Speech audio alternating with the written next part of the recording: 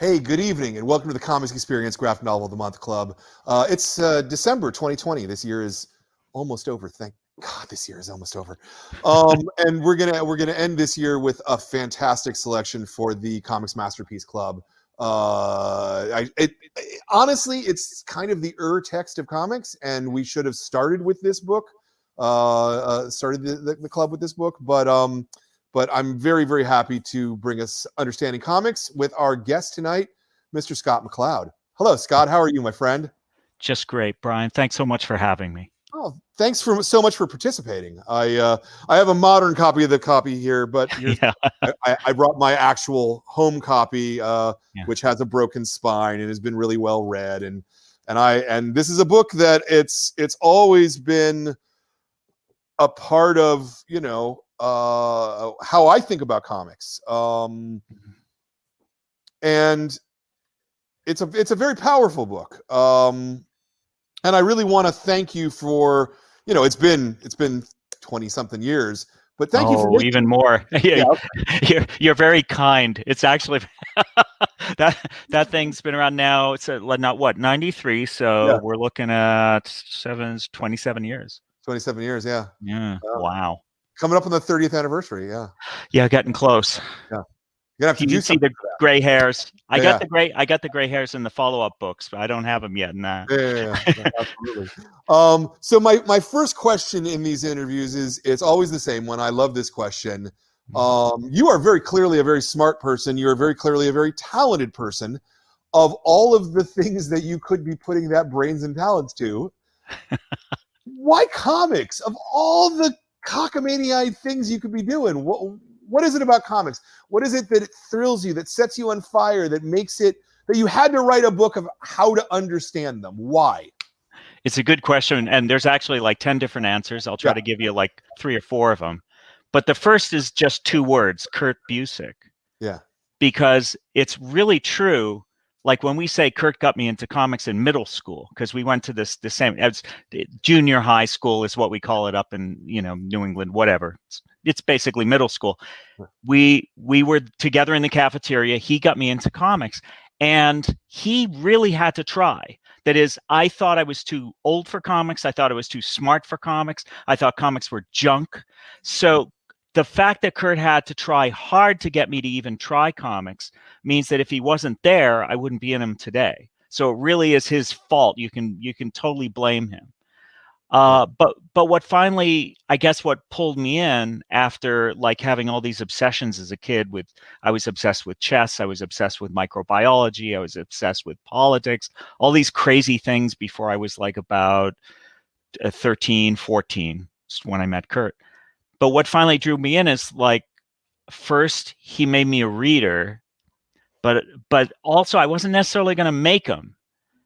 But then I saw some Steranko, I saw some Neil Adams, I saw some Jim Starlin, and like in the space of about a year, I got this feeling like, oh wow, you know what? There's even as I was a really pretentious kid, right? So I'm thinking this farm has artistic potential, this kind of Poindextery conviction that comics, there's stuff that people can do with comics. And not only that, not only were people doing interesting things with comics, but like all at once I was getting this feeling that, this thing's like a blank page. Like there's other interesting stuff that maybe hasn't been done yet.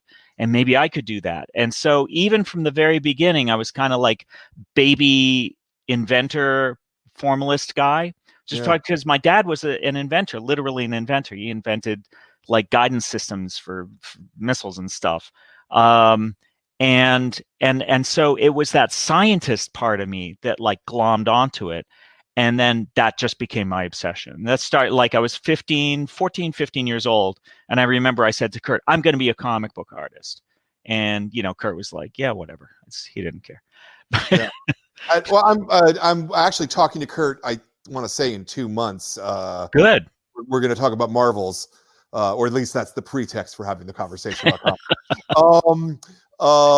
But were you two in the same grade or different grade? Yeah. Or same. I think we met in 7th grade, and then we started like really like bonding over comics, like would have been like 8th grade.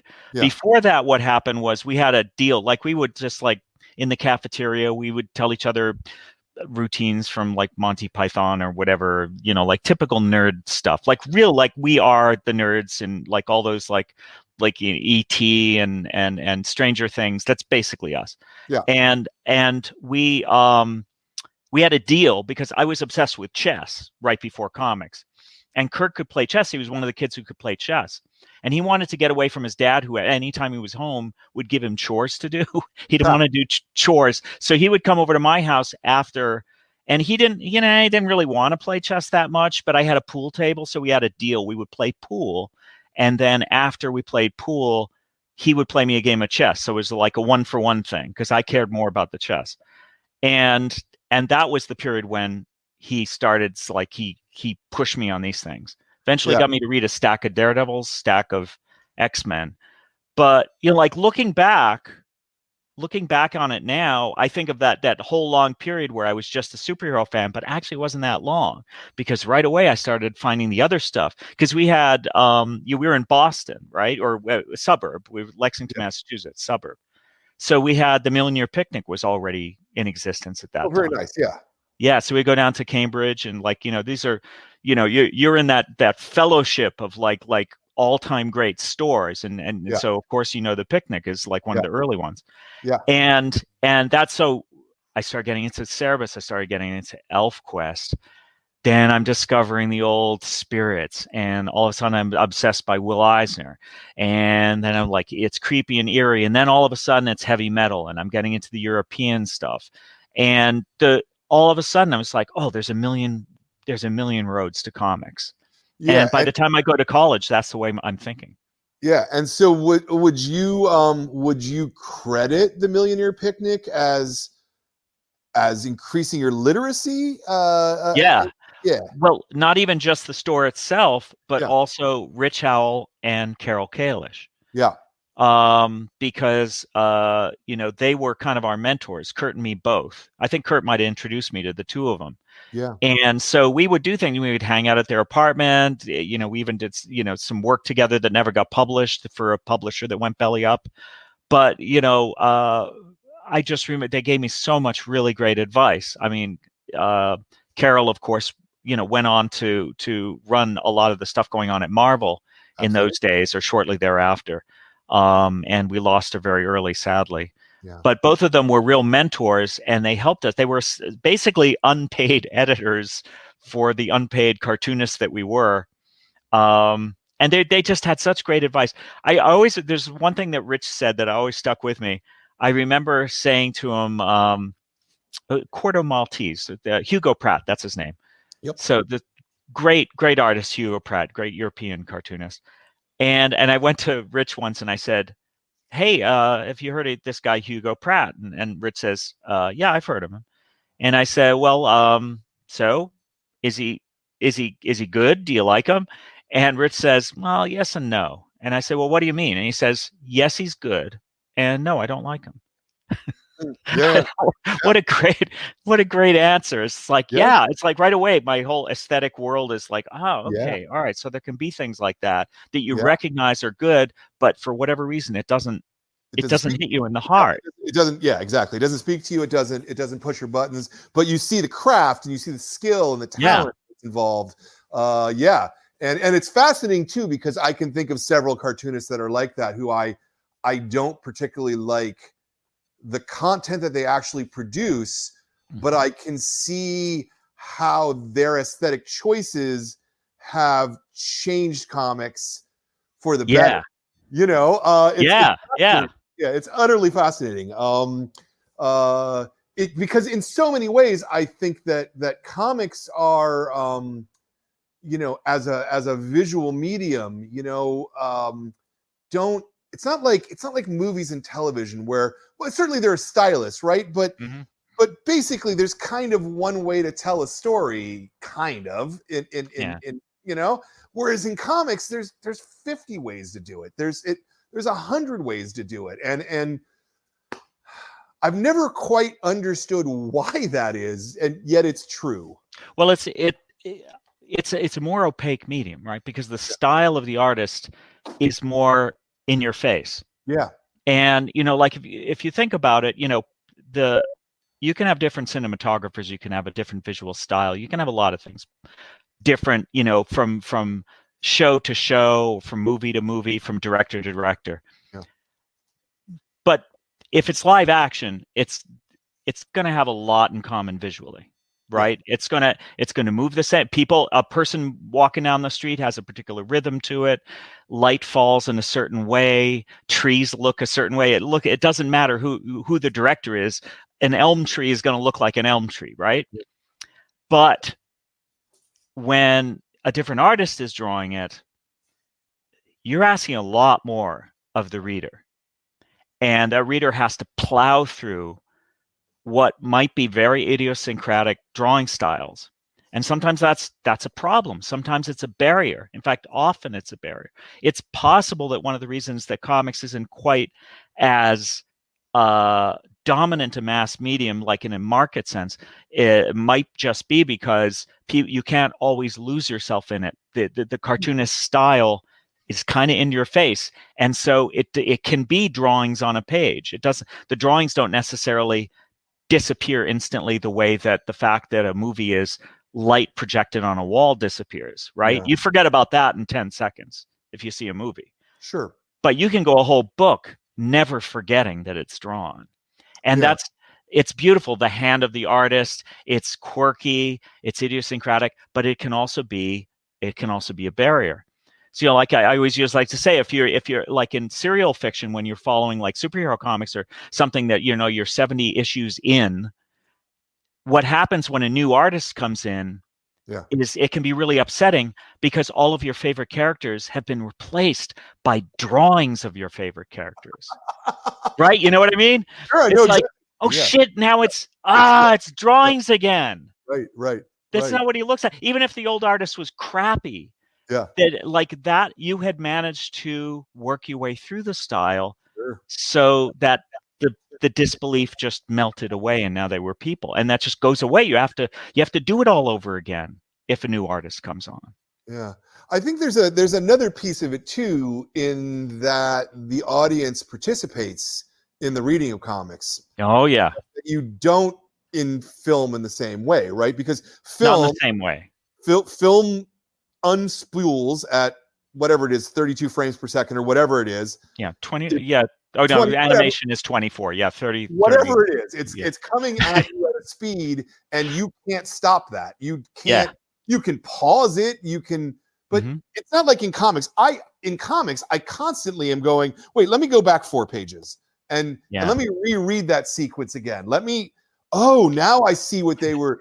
Now I get it, right? You know, you don't do that in film. I mean, you can, you know, I don't know. I watched Come Back to the Five and Dime Jimmy Dean probably 6 times in a row before I uncracked it, you know, but it's not the same because you don't have control as an audience member of what you're taking in. That's right. In movies, and television, in the moving image, it's always now. Yeah. Right. It's always now. And whatever's to come, that's just anticipation. Whatever happened in the past, it's just memory, right? Yeah. And that's true. That's true in almost all other art forms. It's true in theater. It's true even when you're reading a novel, even though the words are around you, you haven't really decoded them, right? You know, so you're just like in that one little phrase that you're reading at a given time. It's always now. In comics, past, present, and future, it's all around you. And it's the only medium that I can think of in which that's a defining characteristic. Yeah. But you said like as far as reader control. Now, of course, the fact that readers in comics have to fill in the blanks a lot. We do that in film, of course. We do that with the cut. And people like really early on in the 20th century, there were like, you know, all these Russian film theorists and whatnot, like Kuleshov, where we're talking about this idea that like if you can have the exact same clip followed by, you know, second clip A, and you're going to interpret the first one differently depending on what you juxtapose it with. So you'd had like a shot of a man followed by a bowl of soup, and now you think that he looks hungry, or you have a shot of a man followed by a little girl in a coffin, you think he looks sad, but it's the exact same shot of the guy both times, right? Yeah. So that's analogous. what happens in comics is that participation between shots. But what you were talking about, where it's just like going from one frame to the next, now you're just talking about the persistence of vision. It's mechanical, right? You know, we just stitch that stuff together without really thinking. Yeah, I mean, to me, when I go and talk to students at elementary schools or whatever, my go-to example is always Lucy pulling the football from Charlie Brown, right? Because everybody knows that image, right? Like especially now with all the political analogies. Yeah, exactly. So you picture it in your head without even thinking. But if you actually look at the sequence of comics, and Schultz did that 12 times probably through his career. Right? He redrew it several times, but every time Charlie's running towards the football, Lucy has pulled away the football, right? But yet no point do you see the action happening. The audience is the one who pulls away the football. That's right. Kids. And when you tell them like that, you're the one who pulled away the football, they go, wait, hold on, what?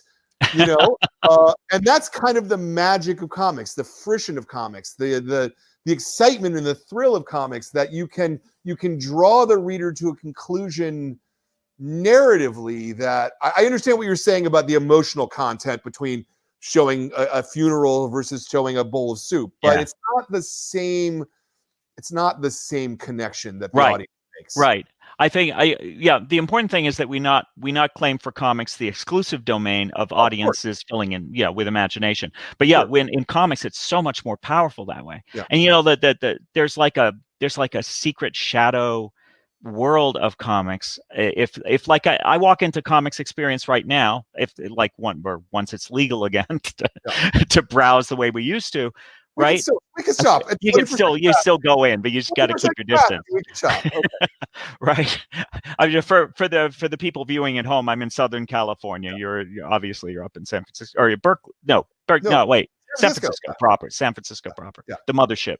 Yeah. And so so I can go into the store, and you can look around. You can see 1,000 graphic novels and comics all around you, right? And you can look in every single one of them, and you're going to see panels and art. You're going to see words. You're going to see design choices. You're going to see all this stuff. But the most important thing that you never, ever see is all the panels they left out. Yeah. They left that those were decisions that shaped that art form. Yeah. And like what Schultz leaves out is just so important. Just as much as the panels that he includes that he didn't have to. Yeah. Like I actually in my workshops, I show a Peanuts Sunday page that's really wonderful, this sort of snowball sequence. And I show that you can tell the entire thing in 4 panels. But then we have to actually talk about, well, why did Schultz put all those extra panels in? What does it get him to have those pauses, those slow moments, those moments to think about it, those moments of anticipation? That's part of the art too. Yeah. Yeah, it seems to me that comics, in a lot of ways, more than almost any other media, is a medium of reduction, simplification, trying to get to the best way to communicate one image to another. Right. How many points does it take to describe a line? Yeah. And we do sometimes put the extra points in. Maybe there's a reason. Maybe we do want to slow things down. But a lot of the times it's that brevity. There's brevity to a lot of really great comics. Yeah. Even the ones that last for 300 or 400 pages, there's brevity in there.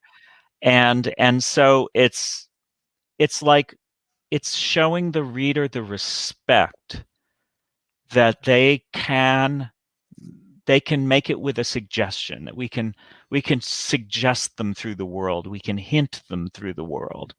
And I really love the ones who are able to do that with a great deal of economy. That can be really exciting. Yeah. Yeah. Very much so. Very much so. So you came up in a world much like I did, where we were at sort of this cusp between sort of corporate owned comics, right? Yeah.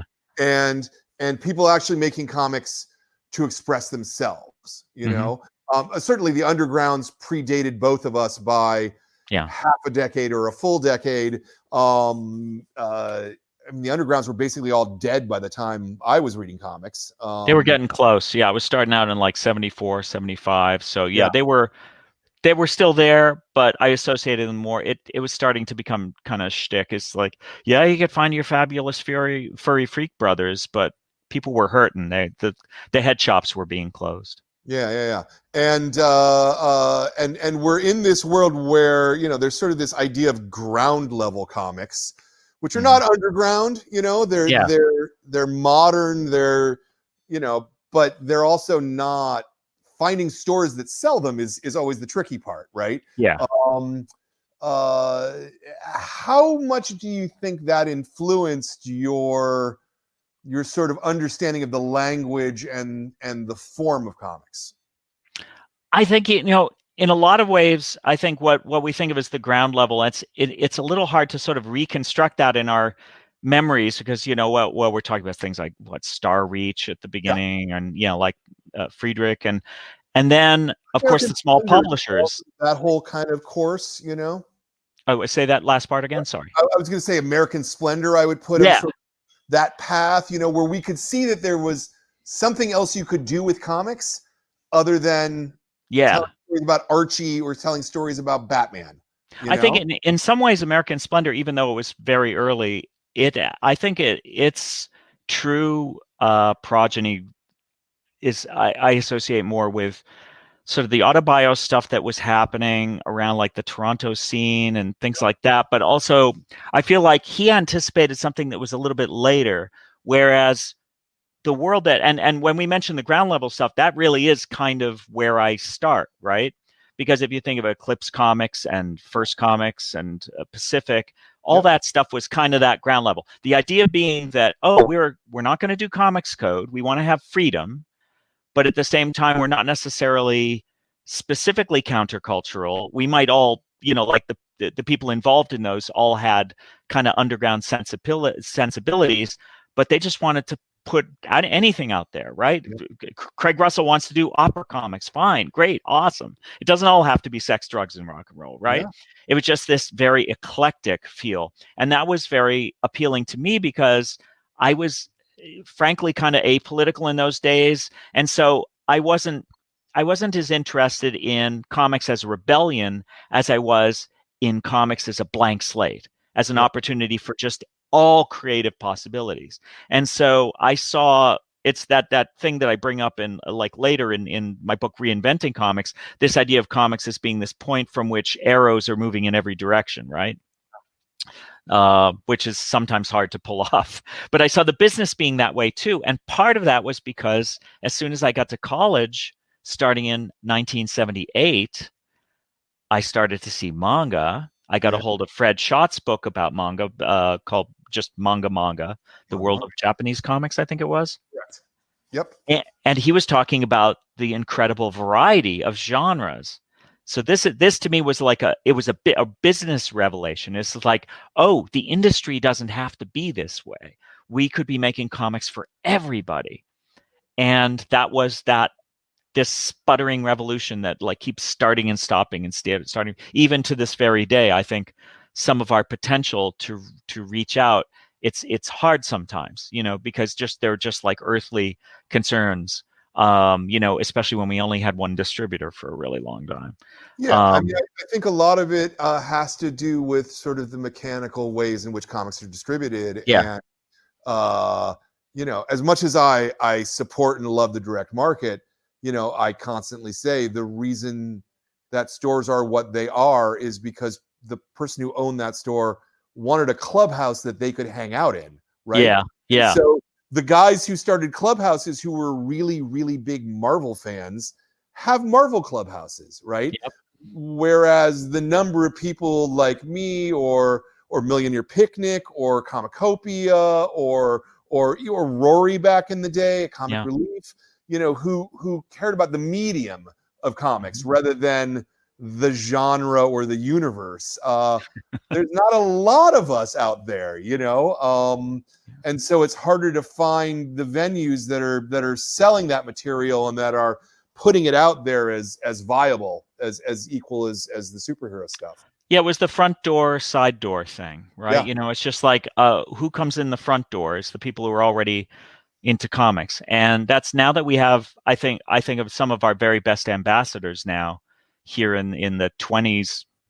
I guess it's not quite the 20s yet, whatever, late teens, 20s, like Raina Telgemeier, where it's just like, yeah, I mean, now it's real, it's outreach time. Now it's like we really could be reaching out to the general community. But if you're, like if you're customers, if you're someplace where really it's just the superhero fans are sustaining a store, it's that you can't turn on a dime, right? You can't, if it's a real like good old fashioned guy hole, like where it's just like we're just kind of hanging out and like talking about Wolverine's bones or whatever. It's a little hard to put smile in the window, right? yeah, exactly. But one of the things that with when the web comes in is you can have much more side door diversification where you can have a particular subject, a particular genre that can then spawn actual comics. And if those comics can then come back into print, like something like Adventure Zone or whatever, Sure. and like create an actual printed thing, then there can be some back and forth there, and it doesn't just have to be this like escape velocity to nowhere for the print stores. Yeah. And we've been limping along for so long trying to find that point where, like Japan, where you have people coming in from all walks of life, old and young, male, female, all ethnic backgrounds. You're much closer to that than the little superhero shops, but it's hard to adapt. Yeah. This last decade, well, 5+ years, not quite a decade probably, but we've moved on to, it used to be when I opened the store in 1989, because, our counter is right by the door. You can hear people walking past and you would hear people walk past and they'd go, "Oh, comics, you still make those?" And now today in 2020, it's like, "Oh, comics, holy crap, let's go in."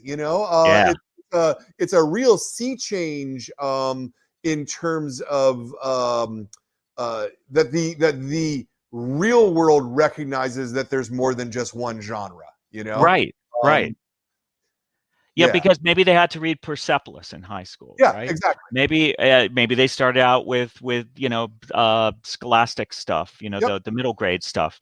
Maybe they've heard of Sandman, whatever. Maybe they had to read a chapter of my book, and at junior high, some of them did. But but the thing that burdens me up is that how is it that somehow Marvel, especially Marvel and DC both, haven't been able to reproduce the experience of a really great superhero movie in print?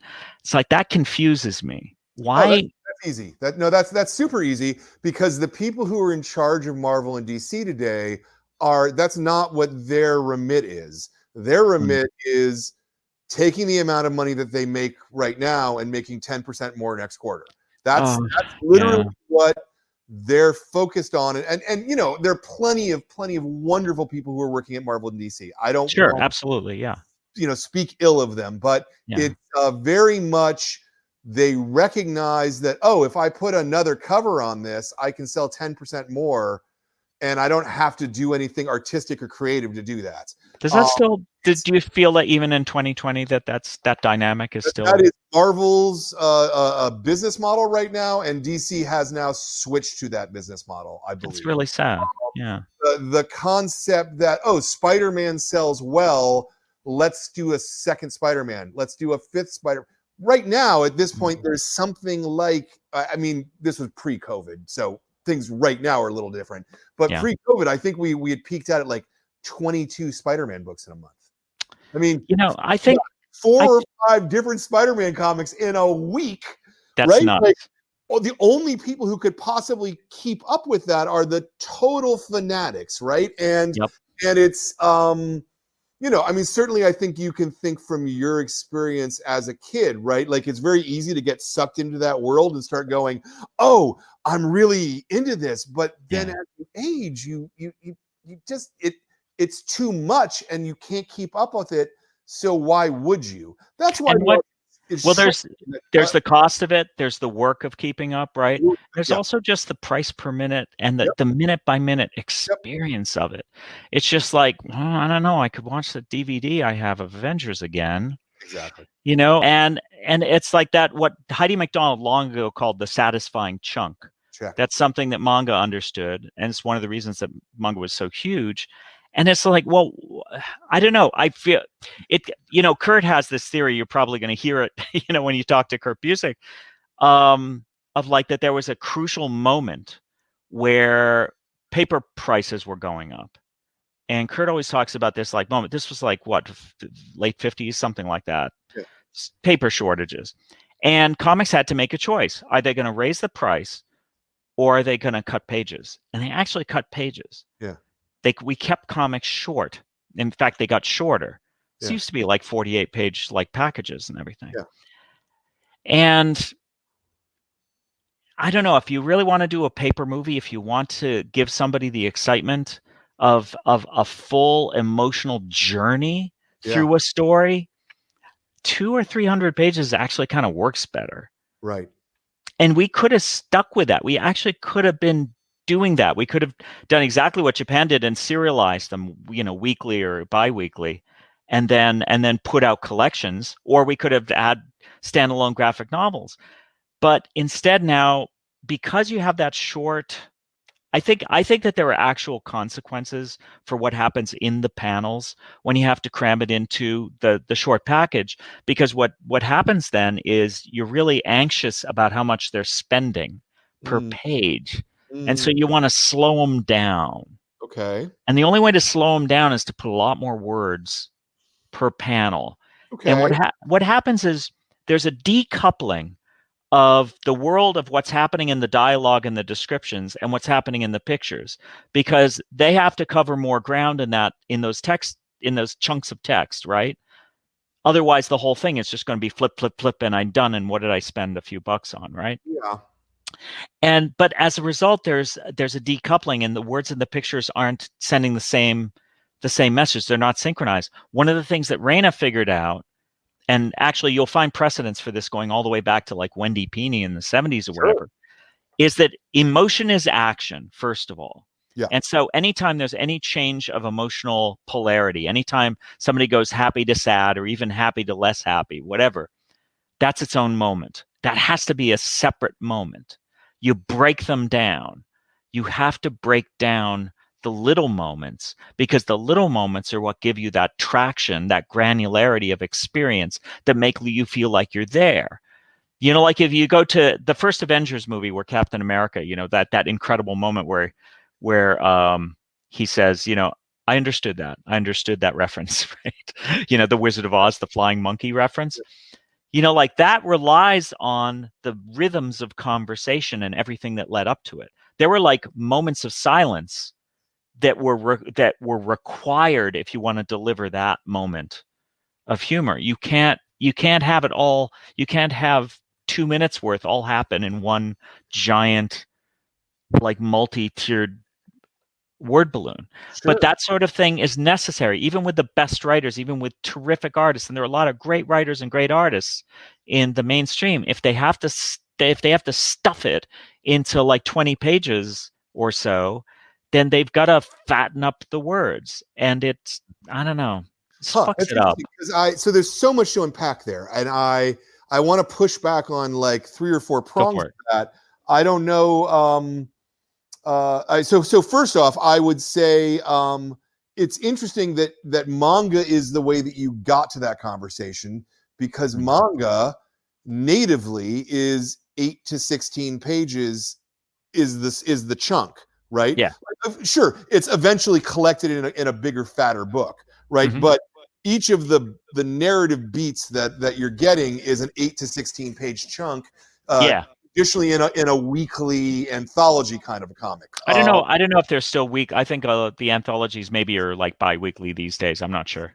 Stipulated, sure. I'm not sure either. I'm mostly going off Fred's book, Manga. I got which is a while ago. Yeah, don't know what's happening. I should know. I should know that too. I'm behind myself. Yeah, but you see what I mean. Like, so you're right that ultimately it adds up to something, but the individual, like, so I think about like Lone Wolf and Cub, right? So where a chapter of Lone Wolf and Cub can literally be two people staring at each other and a leaf falling, right? That would be an entire chapter, you know? Yeah. Which you don't have in the original format. In the original format, of course, it's bracketed by other excerpts. And then either, you know, it's one or the other, right? You're experiencing that short excerpt as part of like short excerpt, like a whole bunch in a book, or you're experiencing it because you are reading the collected. And then, of course, it tells this nice long story.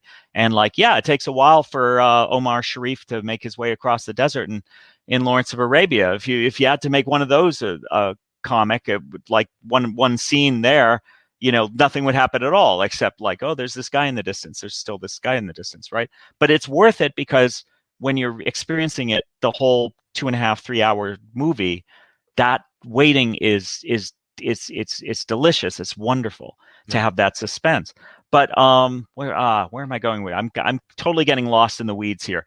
I think you'll find that the pacing in those short 16-page excerpts, they're very leisurely because they know that you're getting the satisfying chunk. The satisfying chunk is to get a piece of this, a piece of that, a piece of this, a piece of that, right? Or to have the whole collected thing I'm on volume 17. I'm just ripping through these like a Netflix binge. The thing that I was going to say is that in a way, there's a difference between the Japanese model of sort of that 8 to 16 page is the serialization, right? Versus the American model where it's 20 to 24 pages, let's say, is that. And it doesn't seem like a big difference between those two segments, but there's actually pretty much a huge difference. And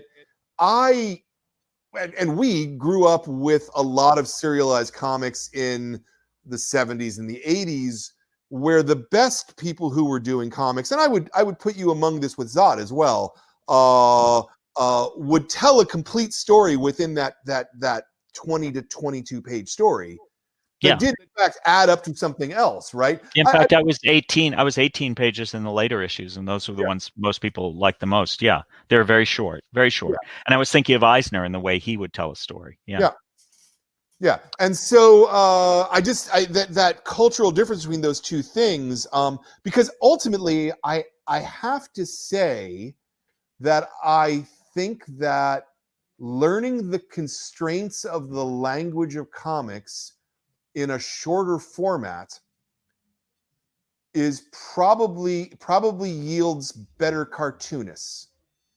I think starting in that realm definitely does. I think I would definitely suggest if a person was just starting out, finish a story. You got to finish. I don't know anyone in my like circle of like artist friends or whatever who wouldn't give that advice. It's like, you got to finish something. You got to finish something. Best way to finish something is to start small.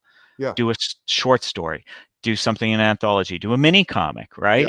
You got to finish something. Never start with the 400-page graphic novel. Right. You know, a few people have done that and that didn't end well. That 24-page, 24-hour comic is a different thing. Yeah. Your 400-page graphic novel. They have different languages, they have different constraints, they have different narrative structures as well, you know. Absolutely. Yeah, they do. But I think what I've been seeing, like, and that there are always exceptions, right? But like first of all, take everything I'm saying with a grain of salt. Because I'm not reading a lot of superhero comics these days, so it's like I'm being a bit of a knucklehead even by bringing it up, because what I should do is I should be like Flaming Carrot and like spend an entire year and like read every single comic that comes out, and then I can say this stuff with a little bit more confidence. But I will come across these series that are like, I'm going to try this series, and they're good. Again, good series, you know, good interesting characters, good writers, good artists. But I'm frequently seeing I'm seeing a disconnect between the words and the pictures. I'm seeing perverse incentives to stuff it with more words to slow you down. And one other thing that we haven't talked about yet, which is a kind of compositional dynamic to create a page that is an exciting series of counterpoints, dynamic variation that in many ways renders it sort of something to hang on your wall or to sell at a convention, and isn't always the thing to propel you forward from panel to panel to panel. It's a little page oriented, like about the composition of the whole page. But that's another thing entirely. That's, I don't know, sometimes when I really like Tezuka, the Japanese artist, like who did like 150,000 pages of comics. One of the reasons I like him so much is because when you pick up a Tezuka book, you can close your eyes and just randomly flip to a page and point, and there's always going to be a page that he never did again. He didn't do it before or since. It's unique.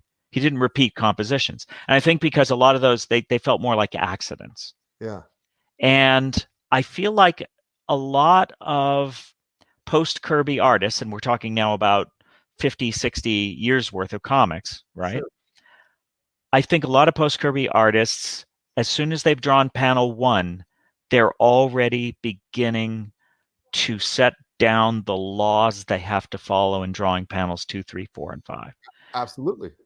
Because of that counterpoint thing. Because I think in at least for Western comics, I think the page is the unit, not the panel.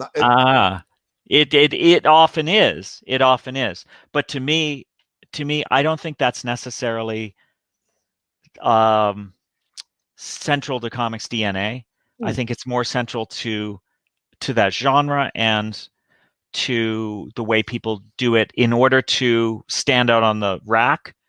And sometimes even to stand out against the ads on the facing pages, if they still do that. Do they do the ads on the facing pages? But I see the same thing happening in graphic novels. Well, not with the ads. no, not with the ads, but where people are thinking in terms of pages rather than thinking in terms of panels, right? So there's kind of ways. A lot of people do, right? Like you can either, and we'll talk about digital in a while, but you can either go sort of panel, or you can go the composition of the page is the most important thing. And graphic novels tend to be compositionally on the page. I think yes. I mean, you're definitely right that is the way it tends to go. I think what I'm saying is I think comics might be a little bit broken because of it. I think the page might actually be hobbling us a little because experientially, if you do want to create a 300-page satisfying chunk that is as much fun for readers as those Marvel movies are, and let's say you have an equivalent, let's say you want to do an Iron Man graphic novel, for instance. I'm just talking about the superhero world right now, because this is particularly concentrated in superheroes. If you want to do that, the real challenge is not to make every page go, wow, right? Because when the page goes, wow, you're like, wow, I'm looking at a piece of paper, right? It's like a wow piece of paper, but it's still a piece of paper. I think the real challenge is to suck you into the world of the story, and every single panel you experience should make you fall into the next panel. Correct. Because you just want to keep turning the page and turning the page and turning the page. And that's actually a slightly different challenge than creating that dynamic counterpoint that makes it an exciting page and an exciting spread. Because often there's a kind of stasis to that. Yeah. It's like if you create a satisfying enough composition, it dies a little. Like the way we walk is we fall. Laurie Anderson has a song where she talks about that. You fall, and then your leg pops out and it stops you from falling. Then you start falling again, and the other leg stops you from falling. I think that's the kind of momentum that can propel us through a story, as if there's a kind of imbalance and almost a kind of blindness to the whole page, but a kind of cascading momentum from panel to panel. And a lot of it has to do with the content of the panels too, obviously. Like Yeah. what's happening in the panel is always more important than how well it's drawn. Yeah. How each panel relates to the next panel, I think, is more important sequentially than it is how it relates to the panel on all, on all sides spatially.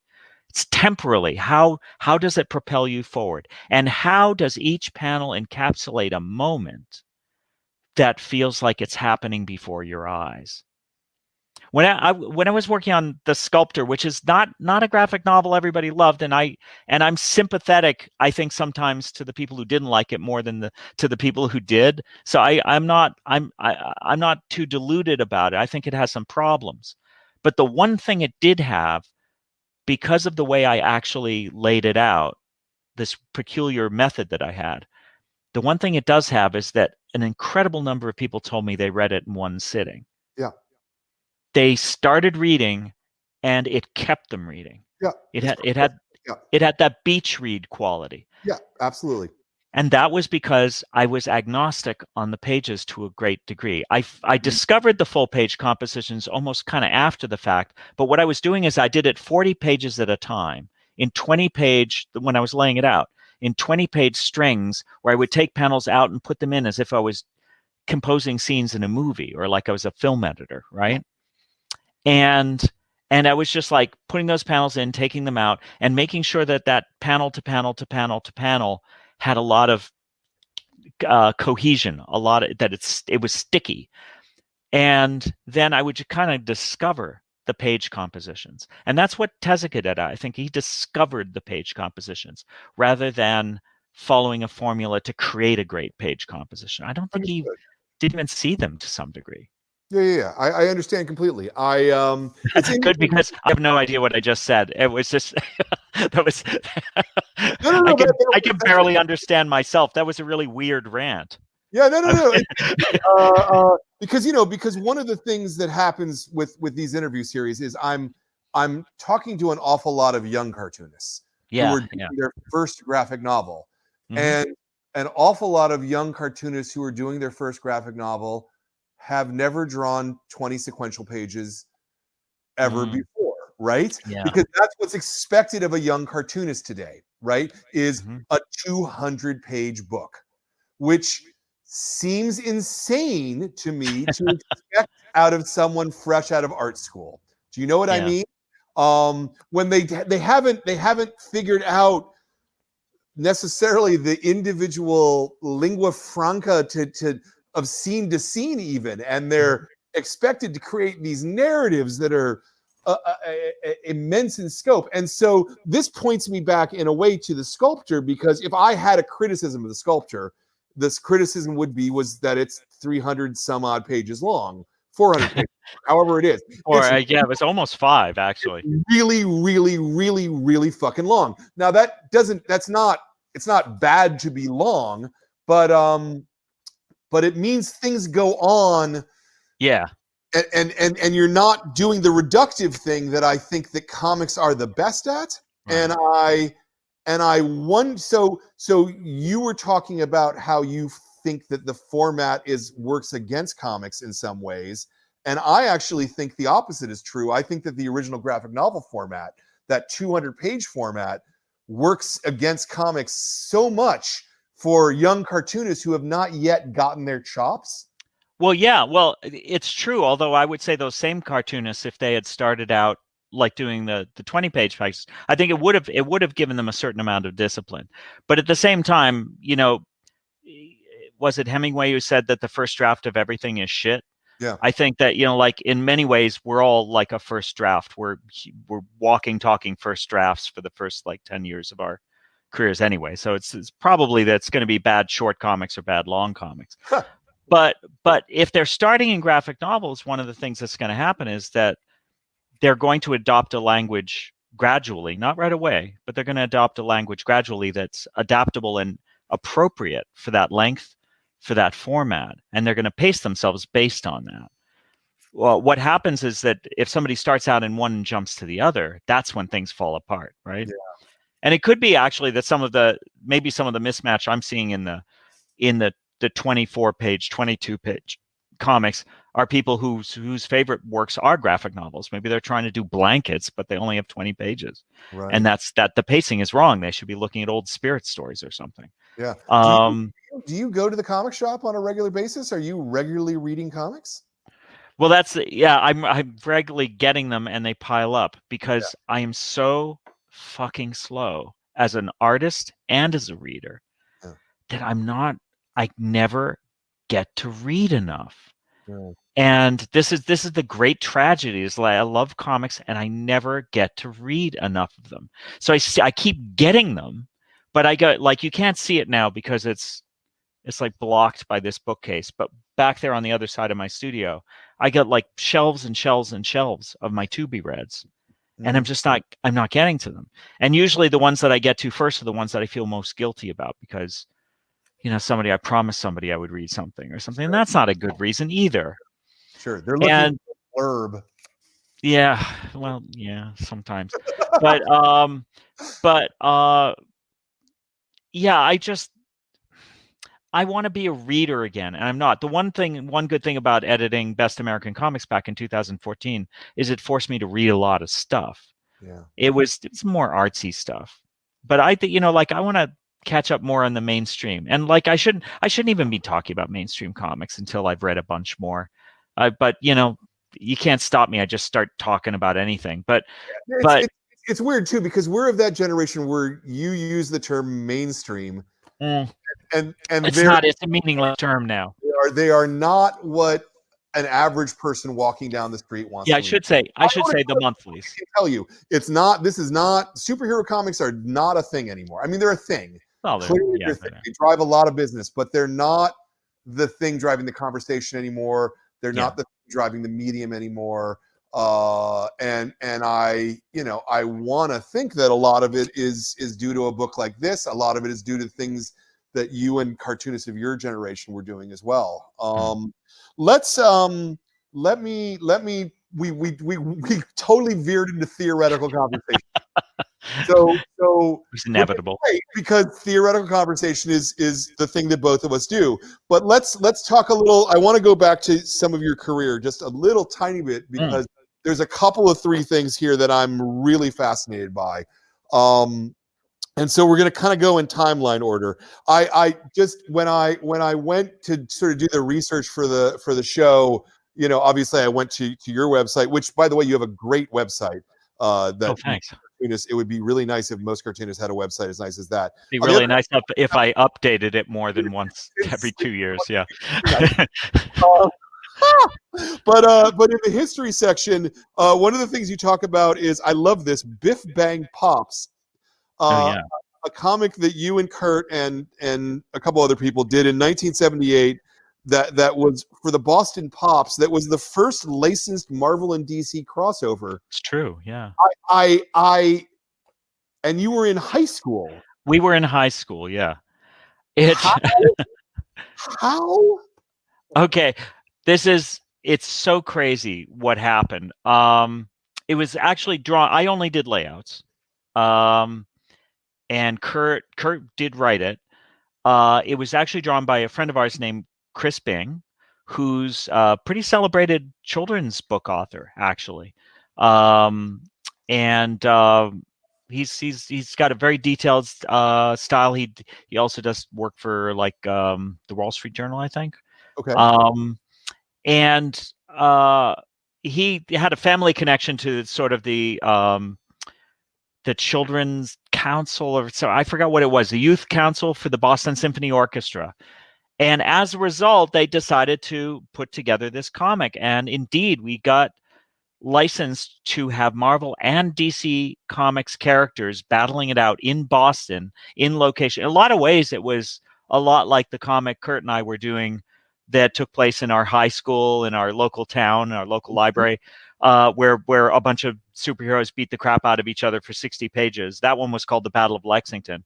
So this is just that, except with Seiji Ozawa, the Boston Symphony Orchestra conductor. And this thing was sold at the opening night in 1976, maybe? I'm not sure. 78 is it's written. 78, yeah. So it'd be so we were like juniors or seniors in high school by then. it was projected on the screen in Boston Symphony Hall, the comic, with local radio personalities reading the characters, which never works, of course, Yeah. but whatever. It's not their fault.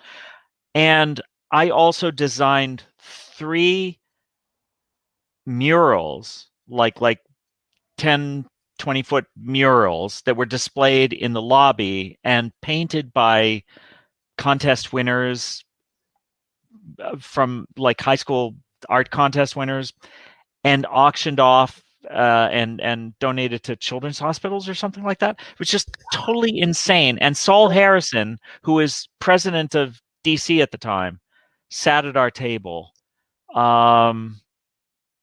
It makes no sense. Oh, and as Kurt likes to point out, like they only printed, 1,000 or whatever, and the unsold copies, he said, were burned. Wow. So yeah, it's the craziest collector's item. Every once in a while, somebody will offer me, real bucks for my copy, but I can't find it. I don't know if I want to sell it anyway, but it's just the weirdest thing.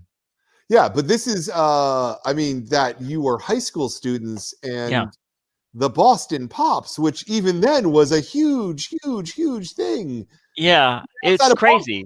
Well, we were kids. I was a New York kid. That's it crazy. was a kid thing. It was a kid thing because it was the youth council that I guess maybe every year they were the ones who did the opening night, and so we were the youths. Yeah, I guess. Okay. It's all like a strange dream. Yeah. I like both Kurt and I think view it as a complete anomaly, having nothing to do with our careers. It didn't get us work. I mean, it's not why I got my job working in production at DC. It's not, I never showed it as a portfolio piece. I see. Okay. I'd never showed the murals, I don't think. It was just this weird, crazy thing that happened. But like, I think we benefited from Lexington, Massachusetts had, it wasn't super rich or anything in those days. It's gotten much more so since then, but it was very brainy. It was very connected. We knew, there are a lot of people who were like involved in the cultural scene. So it was just the luck of the draw that we weren't living almost anywhere else. Yeah. That we wound up in the middle of this, and there was a family connection with Chris. And so I looked at that and I immediately drew the correct conclusion, which was not that I was fated for greatness or anything, or that Kurt was, but that the world was a morally neutral, unimaginably pointless, random place. And this meant absolutely nothing, which is exactly right, which was exactly the right conclusion. I knew I would have to make my own way, that this would do me no good. But how did this play into your I want to be a comic artist? It was already set. Okay. I had when I told Kurt at 15 years old, when I said I am going to be a comic book artist, that was it. It was, and I was serenely confident. In fact, my confidence was at a constant 100% until I had success. That's when everything collapsed for me. That makes sense, actually. And I was paralyzed for like 3 years. And I was completely messed up and had terrible writer's block, and everything fell apart when I finally had success in 93. Yeah. Okay. So okay. Let's stick with the high school and junior high here for a second, because you're 15 years old. You're like, I am gonna be a comic artist. Yeah, and that was only like 6-7 months after Kurt got me into reading the things. There's kind of no clear path to becoming a comic artist at that point, as I understand it. Right? Mm-hmm. There's not. I guess the Kubert School had started at that point, but you didn't go to the Kubert School. You went into a regular art program. Yeah, at Syracuse University. I was an illustration major. They didn't have, if they had a comics major, I would have been a comics major, but it was as close as I could get. But so did any of your teachers, you're like, I want to be a comic artist, did any of them indulge you at all in that fantasy? Or were they like, no, draw a bowl of fruit, goddammit?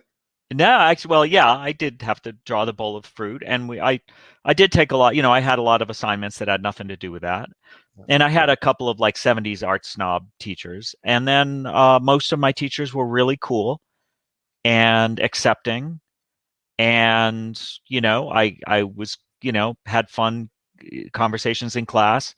Murray Tinkelman, my illustration teacher, was an absolute gem, a terrific illustrator he had an original Crazy Cat. He was tennis partners with Will Eisner.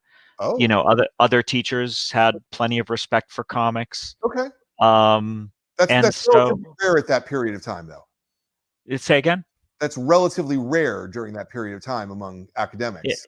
It was. I think if I had gone to Carnegie Mellon, which was the other one I had my eye on, but they looked kind of grim. I don't know. Carnegie Mellon seemed grim. Syracuse seemed cheerful. I was a cheerful guy. I went to Syracuse. But if I'd gone to another school, yeah, I might not have gotten that. Now, if I'd gotten the cold shoulder, if I'd been told comics were junk, if I was told that I was never going to make it, this is a stupid idea, don't do it, I still would have been a comic book artist. I just would have been a different comics artist. Yeah. Did you consider the Kubert School at all? That would have been. I didn't. I saw it as I got some good advice from like the school counselor. I think he might have known about the Kubert School, and he thought of it as more sort of trade school. I mean, he had a pretty realistic picture of it as like training you to do something very specific. Yeah. And even then, by the time I was heading off to college, I had all kinds of artistic pretensions. I might have seen Raw by then. Like I was very highfalutin. Like I had big plans. I was going to do some crazy thing that no one had ever seen before. I just didn't know exactly what. Yeah. So how did you end up at DC in '83? Maybe pure accident. Okay. Yeah. What happened was, I'm trying to. C.W. Pike was this tall, really cool lady who taught design in my senior year. And I believe I have a theory that she's the model for C.J. Craig, the press secretary in The West Wing, played by Allison Janney. Yep. Because, of course, Sorkin went to Syracuse. Mm-hmm. In fact, he was just a year behind us, I think. But I really feel like she was the model for CJ. Anyway, for CW, whatever. Anyway, getting off track. So she gave us an assignment to make a resume.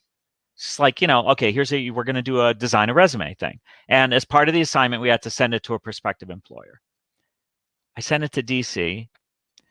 3 weeks before college ended, I got a phone call. I got woken up by a phone call from Bob Brzakis at DC Production, because I had sent off this thing saying, hey, I did all this stuff. And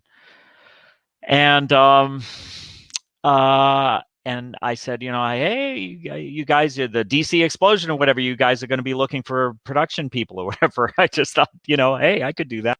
I knew how to cut Ruby Lith, right? I knew how to set type. I could do whatever. And I said, well, yeah, you want to come down for an interview like on Monday? And I'm like, okay. So I'm like in Syracuse, right? I have to make it down to Manhattan. I go down there and I kind of get the job. I'm staying with my uncle who's in Croton-on-Hudson, up the Hudson line, up the Hudson River, basically. Staying with him. And I didn't know what to do when they offered me, what was it, like I think it was $215 a week. And because I thought you're supposed to say, thank you for the offer, I'll think about it. I thought that's what you're supposed to do. Mm-hmm. So I said that. And which was dumb, because of course I wanted the job.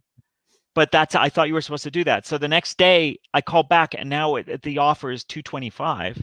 Wow. So I had accidentally negotiated myself an extra $10 a week. It was more money in those days. This is absolutely 82. Yeah. So like, there it is. I have a job. It's 3 weeks before the end of school. Still got to finish school and graduate. And now I'm living in Manhattan and working at DC. Yeah. And I have a very intense couple of years working at DC. But what happened was 3 weeks after I get there, my dad dies. I get a phone call from my mom. It was the same day I met Will Eisner. I've gone up to his house in White Plains, welcomed me in. It's very sweet. Looks through my portfolio. We have, we talk about this and that and this and that. Gives me lots of great advice. I come home, my dad died that day. My mom tells me after the fact in the morning. And for those first 3 weeks, I've seen the way it is. You have to take your time. Maybe you spend a couple of years correcting other people's lettering. Maybe you get to letter. Maybe you get to ink. Maybe in 10 years, you're going to get to do this and that. Maybe you can ink backgrounds. And maybe in 20 years, you can have your own book. I've had about 3 weeks of getting that drilled into my head. My dad dies, and I'm like, no, I don't want to wait. So I had this sketchbook with ideas. And I tell Bob Razakis, Bob, I think I'm not going to be doing overtime if that's all right. Here's why. My dad just died. I want to make a proposal. I want to make my own comics, and that's what I did. And I over the next few months or whatever, I just worked really hard on weekends and after work, and I did a 100-page proposal for Zod, my first comic. Just because it was the thing on the top page of my sketchbook was that. Right. And I sent it out to a bunch of publishers, showed it to DC first, and showed it to Epic, Dick Giordano at Marvel. Yeah. I got a lot of good reactions, and I got some offers from the independent, publishers, but I wanted to own the thing, and DC didn't do that. Yeah. So even though there's a possibility I might have been able to do that, it's just like, no, that wasn't going to happen. So I'm sorry, it's Archie Goodwin. I mixed that up. Sorry, it was Dick Giordano at DC. It's Archie Goodwin at Epic. Yeah, I knew what you meant. Let me just ask that question there. You knew in 1983 that you needed to own it. 83. Yeah, 83. Yeah. I think Miller had been talking about creators' rights. I think that Dave Sim was out there making noise. But you were working at DC. I was working at DC. Yeah, well, I got a job. I mean, it was a job. I just got a job. It was in comics. It was a job. Yeah. I was paying the bills. But and it was starting to work its spell on me, right? I was starting to think in terms of, what's it like to have a job inside of the mainstream, right? But yeah, I've been reading ElfQuest. I've been reading Cerebus. I've been looking at the Spirit. I've been there were a lot of different potential models out there. And this was at the time when Eclipse Comics, First Comics, Pacific Comics, Star Reach, all that stuff had been going on, right? And there was this idea of, you can own it yourself. Maybe you don't get paid so much, but if they make a movie, we were starting to figure that out. And so I said to Dick Giordano, it was DC actually, when he asked me, and I said, yeah, but I would need to have creative control and own it. And he's like, yeah, that's not going to happen. Yeah. But he was very sweet. I mean, they were all wonderful people. Archie Goodwin was an absolute doll and gave me terrific advice. He turned me down, but it was one of the nicest rejections I could have possibly gotten. Yeah, theoretically, Archie he's doing Epic at that point, right? He was doing Epic Illustrated, and the Epic line was beginning at that point. Kept the rights to your work, theoretically. Not really. No, not really. If he had said yes, no, the Epic deal after the fact, we sort of gradually came to understand that the Epic deal had a lot of, they had a lot of hooks in you, even. Right. I just, I think that the only non-Aardvark Vanaheim Cerebus was published at Epic. That might be, yeah. Right? I mean, so, I would have to go, I have to go back. It's possible that I'm not giving them their due. It could be that Epic had a more generous, contract language and that sort of thing. Yeah. I know that Veitch kept underlying control of most of his work, and most of the people that I can think of kept their work ultimately. Yeah, well, that may have been Archie's influence. In fact, it could be, or maybe they just had a more enlightened, view of such things. Yeah. Not that Dick Giordano wasn't enlightened. It's just, you know what? I just realized I never plugged in my laptop. That could have been embarrassing. Hold on. No problem. I kind of want to talk about this '80s period where there's clearly this new golden age that's happening of people expressing themselves and owning their work and doing these things, and yet the business is almost completely controlled by these giant legacy corporations. I mean, this is pre-Image. Yep. Certainly, Eclipse and Pacific and companies like that are trying to do creator-owned stuff, but nothing has broken through in the way, you know, that we understand it today. You know, right. The Turtles hadn't happened, for one thing. The Turtles haven't happened yet. Yeah. So what was your, as an aspiring creator wanting to do your own things, how did you see the landscape at that point? I you know, that was a really long time ago. Maybe you can't answer that question fully. I fully understand. It was all potential. Like, to me, it's just like, comics was still a blank slate to me. I still saw it as like, there's all these things we could be doing that we weren't doing yet. And again, like, by the time 82 rolls around, I mean, like, I'm like, my friend Adam Phillips is going to SVA, and because even while I'm at DC, we had to move the offices across the street to 666 Fifth Avenue, the Devil building that Jared Kushner owns now. At some point we had to move it. And because of that, we got a day and a half off. And I actually used it as 3 half days to hang out at SVA with my friend Adam and sit in on classes with Will Eisner and Art Spiegelman. So like, I'm already like, I'm enthralled to like the raw world. Okay. Like, so there's, but all of it, I'm not a partisan, right? It's not like, no, I'm a new wave cartoonist. It's like, no. It's like, I was fascinated by that stuff. I was looking at Theodore Deathhead, you know, like by Pascal Doria on the one hand, and I was like really into Amethyst, you know, like by Ernie Colon. Yeah. Like all of it. It was the variety of it. It was all the possibilities of it. Because there were so many possibilities. In fact, a lot of ways, when I looked at the direct market, sort of the mainstays, the middle ground stuff, it bothered me that they were all superhero parodies. And it bothered me that mine was a superhero. Parody isn't the right word, but that mine was this sort of pastiche superhero, postmodern superhero, whatever it was. Because I was like, I didn't really think I was going to do that. I had these illusions that I was somehow immune, and I was going to go off and, you know, be more like the Hernandez brothers or something. But I wasn't that cool. You know, I was always a little retrograde, a little old fashioned that way. But it was never, I just kind of like stumbled back into being the kind of middle ground, middle of the road guy. Yeah, no, absolutely. I wouldn't call it middle of the road though. I would call it classical, I guess. I don't know. Here's Zot here. I've got it in front of me. I think this work still holds up today, which I don't know that you would necessarily say that with everything that, say, Raw was publishing at the time. You know, I'm fond of Zot, and you know, there are a lot of parts of it. At the very beginning, I was very, very raw. The later issues, I think, do have a lot going on. I mean, like, I was reading stuff like Sherwood Anderson's Winesburg, Ohio and stuff. I was trying to do little short stories. And like you were saying, I was trying to do it in like 18 pages and seeing what I could squeeze out of it. Yeah. But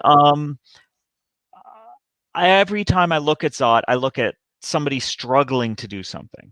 I see myself falling short of it in a lot of ways. And a real kind of identity crisis, not quite knowing who I am as an artist yet, or what kind of stories I want to tell. And the superhero elements were maybe more uncomfortably commingling with the other stuff. Okay. And I was also discovering that I'm just slow. And so I would have 100 different things I wanted to do, and I was still working on the first one, you know? In fact, the most extreme version of that was when I began that last series of stories, what we call the Earth stories, which are the ones a lot of people like the best in that series. I had just started them. I was like on the second issue. And I realized, I can still vividly remember lying in bed at night, wide awake, staring at the ceiling. And I just realized all at once that I had to do what I was calling the book. I had to do the book. and Ivy my wife Ivy, who I was already married by then, she can tell you I was just like a wreck because I realized, no, I have to do the book about comics, this Yeah. book that I'd had in mind for a while. It was project number 67 or whatever, like all these things I wanted to do. Mm-hmm. And I just imagined myself doing a million different things. And the great curse was I was just too damned slow. It took me Yeah. forever to do everything. And so when I was working on those last several Zot stories, even though a lot of people like those stories the best, it was torture for me because I couldn't wait to make what became Understanding Comics. So, as a working cartoonist in the early '80s, was this a living for you? Sometime at the very beginning, Zot started, like I was getting a certain amount. We were selling like 28,000 copies or whatever at the very beginning, and then it went down and down, and then we had to give up on the color issues, and then I came back in black and white. It was kind of in the middle of the black and white, revolution. And it's like, oh, hey, we're doing okay. This is doing okay, and then the numbers went down and down and down and down, and by the end, it was just like, yeah, not enough people buying it. Yeah. And it was always a very slow decline. It was not, but I was never a hit. I was never a collector's item. People weren't selling, issue number 1 for $900 or whatever. And I certainly wasn't the Turtles. I was never a sensation. I was just that odd little book off to the side, telling quiet stories, and and it was the neither fish nor fowl thing, right? If you were really looking for adventurous or, artistically adventurous black and white comics, go to Fantagraphics. I wasn't doing 8-Ball. I wasn't doing Love and Rockets. I was doing some superhero book. But if you wanted a superhero book, well, there were superhero books that were more superhero-y, that didn't have long scenes of high schoolers sitting in a Burger King in the rain talking about relationships. It was Well, I mean, it's as much a romance as anything else. It's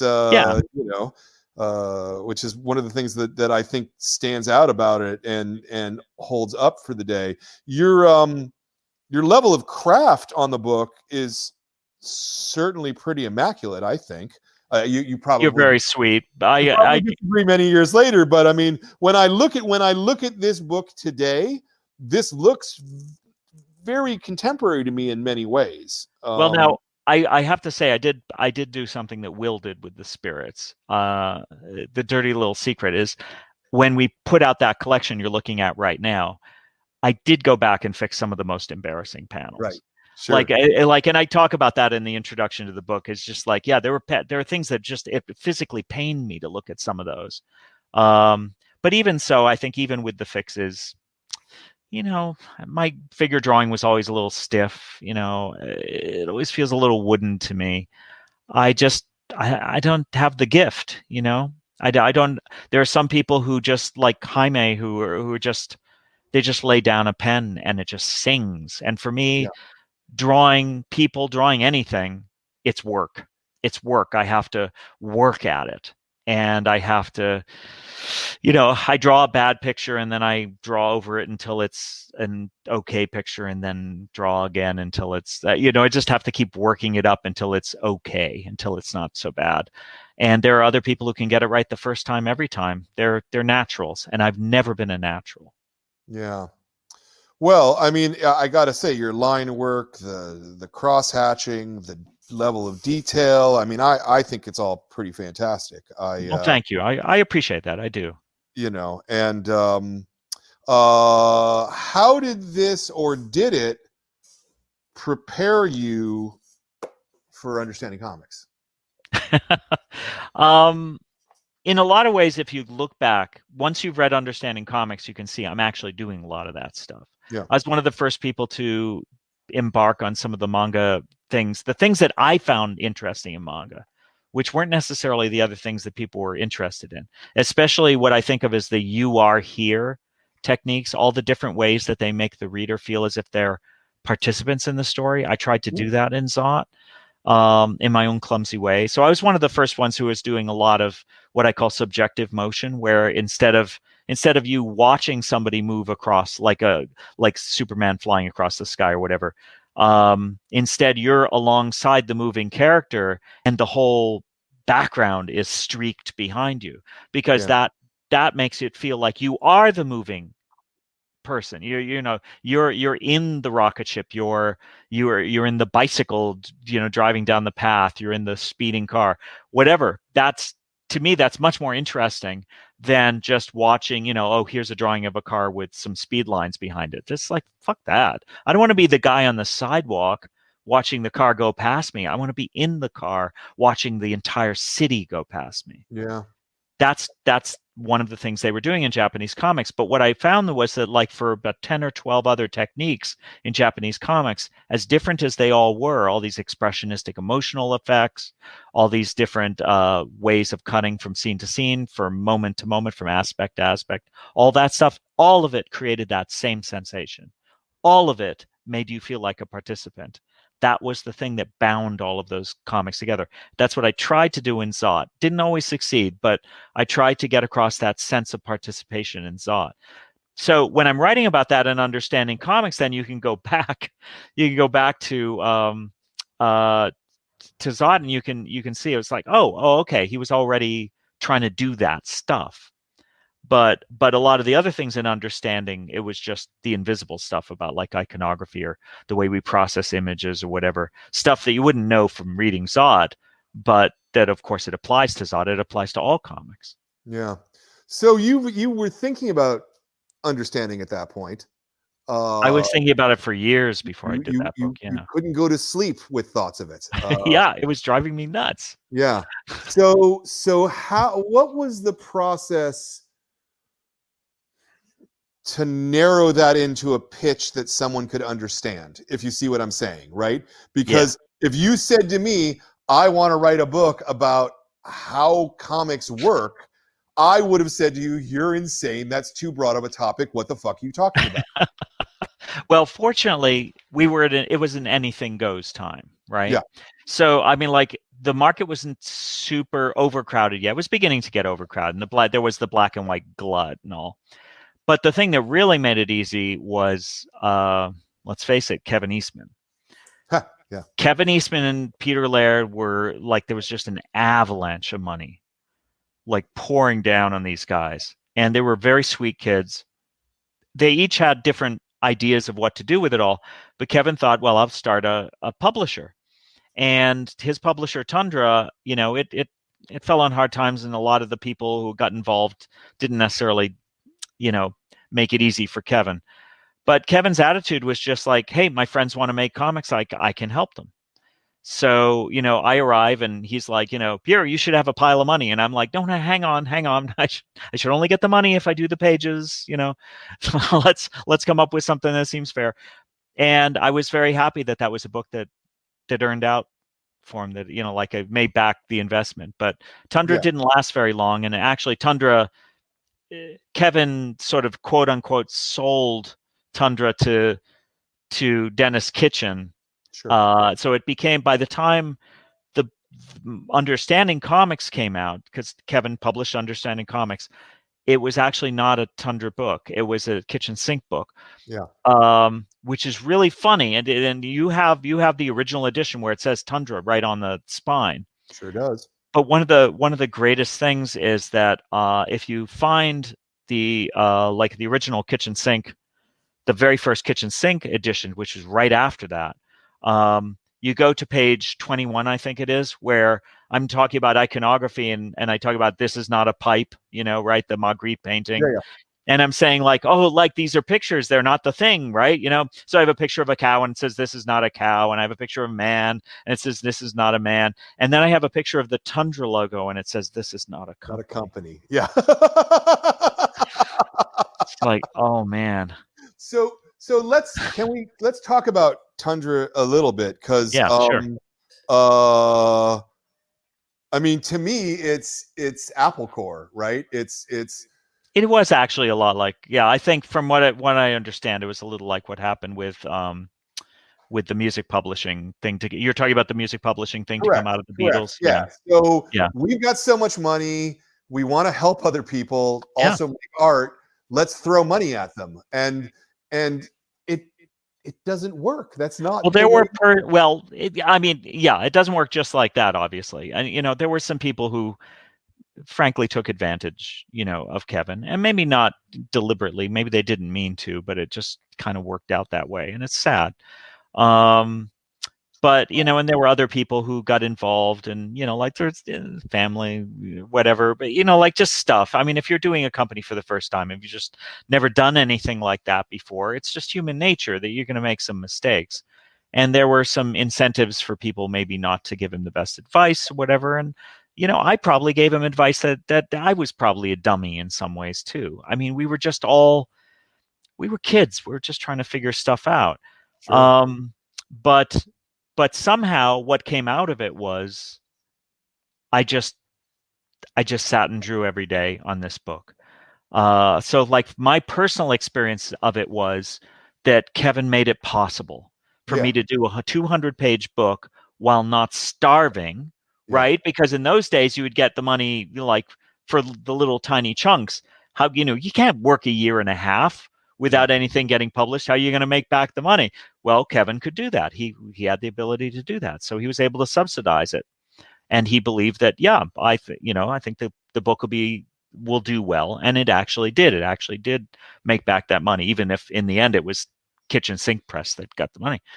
But that time sitting and working on that book, it's one of the happiest times of our lives, because it coincided. A lot of things came together all at once. We're living in Amherst, right nearby where Tundra was based in Northampton. This is in Massachusetts. And we had just conceived our first daughter, Sky. Yeah. And I worked on that book while Ivy was working on, you know, her pregnancy was progressing. She would sit in my old green swivel Naugahyde swivel chair and read to me from What to Expect While You're Expecting or whatever, or your pregnancy week by week, and while I'm drawing panels. And it was just such a really cool time working on the book, working on the kid. I sometimes mix up their release dates, but they came out about 2 weeks apart. Yeah. But that was after 4 years of trying to get pregnant. So it was a very, very big deal that we succeeded, because we were worried we might never have a kid. I was worried I might never do the book. Well, we had both. Both came out around the same time. And our life was just completely and utterly changed. We became parents. I had a book that actually people cared about, that kept selling. I started traveling for the first time. And at the exact same time, I became completely obsessed by computers and the internet and all that stuff. Yeah. So, we'll get to that in a second. You don't have to, because you know I understand you No, can leave the internet actually, completely really off the table. I really want to talk about digital comics, like more than anybody. I want to talk to you about digital comics. But okay, sure. Let's talk about the challenge of putting together this and of figuring out what gets added and what gets subtracted. And because again, it's a mountain that you're trying to scale. Yeah. Did you even know that you could get to the top of the mountain? Remember, this is the key. Scott's confidence was at 100% all the way through this. I knew I could do it. I didn't know that I could make a living. That's why Kevin was so important, right? But I knew I could do it. It's only when I succeeded, it's only when it became a hit that my confidence crashed. Right. But up until the moment I delivered that last page, I had absolute certainty that I could do it. And one of the things that I did was I got a bunch of my friends to be what I called my kibitzers. It's an old chess term, an old Yiddish term. Yep. The people who will comment on every little thing. And these were people, Neil Gaiman, Kurt Busiek, most of all, of course. Neil, Steve Bissett, Larry Marder, Ivy was one of them. My old friend Jen Manley Lee. They all told me when my stuff sucked. I started with the assumption that the first draft was shit, and of course it was. And so they would tell me this stinks, this stinks, this stinks, and I would taking out things left and right.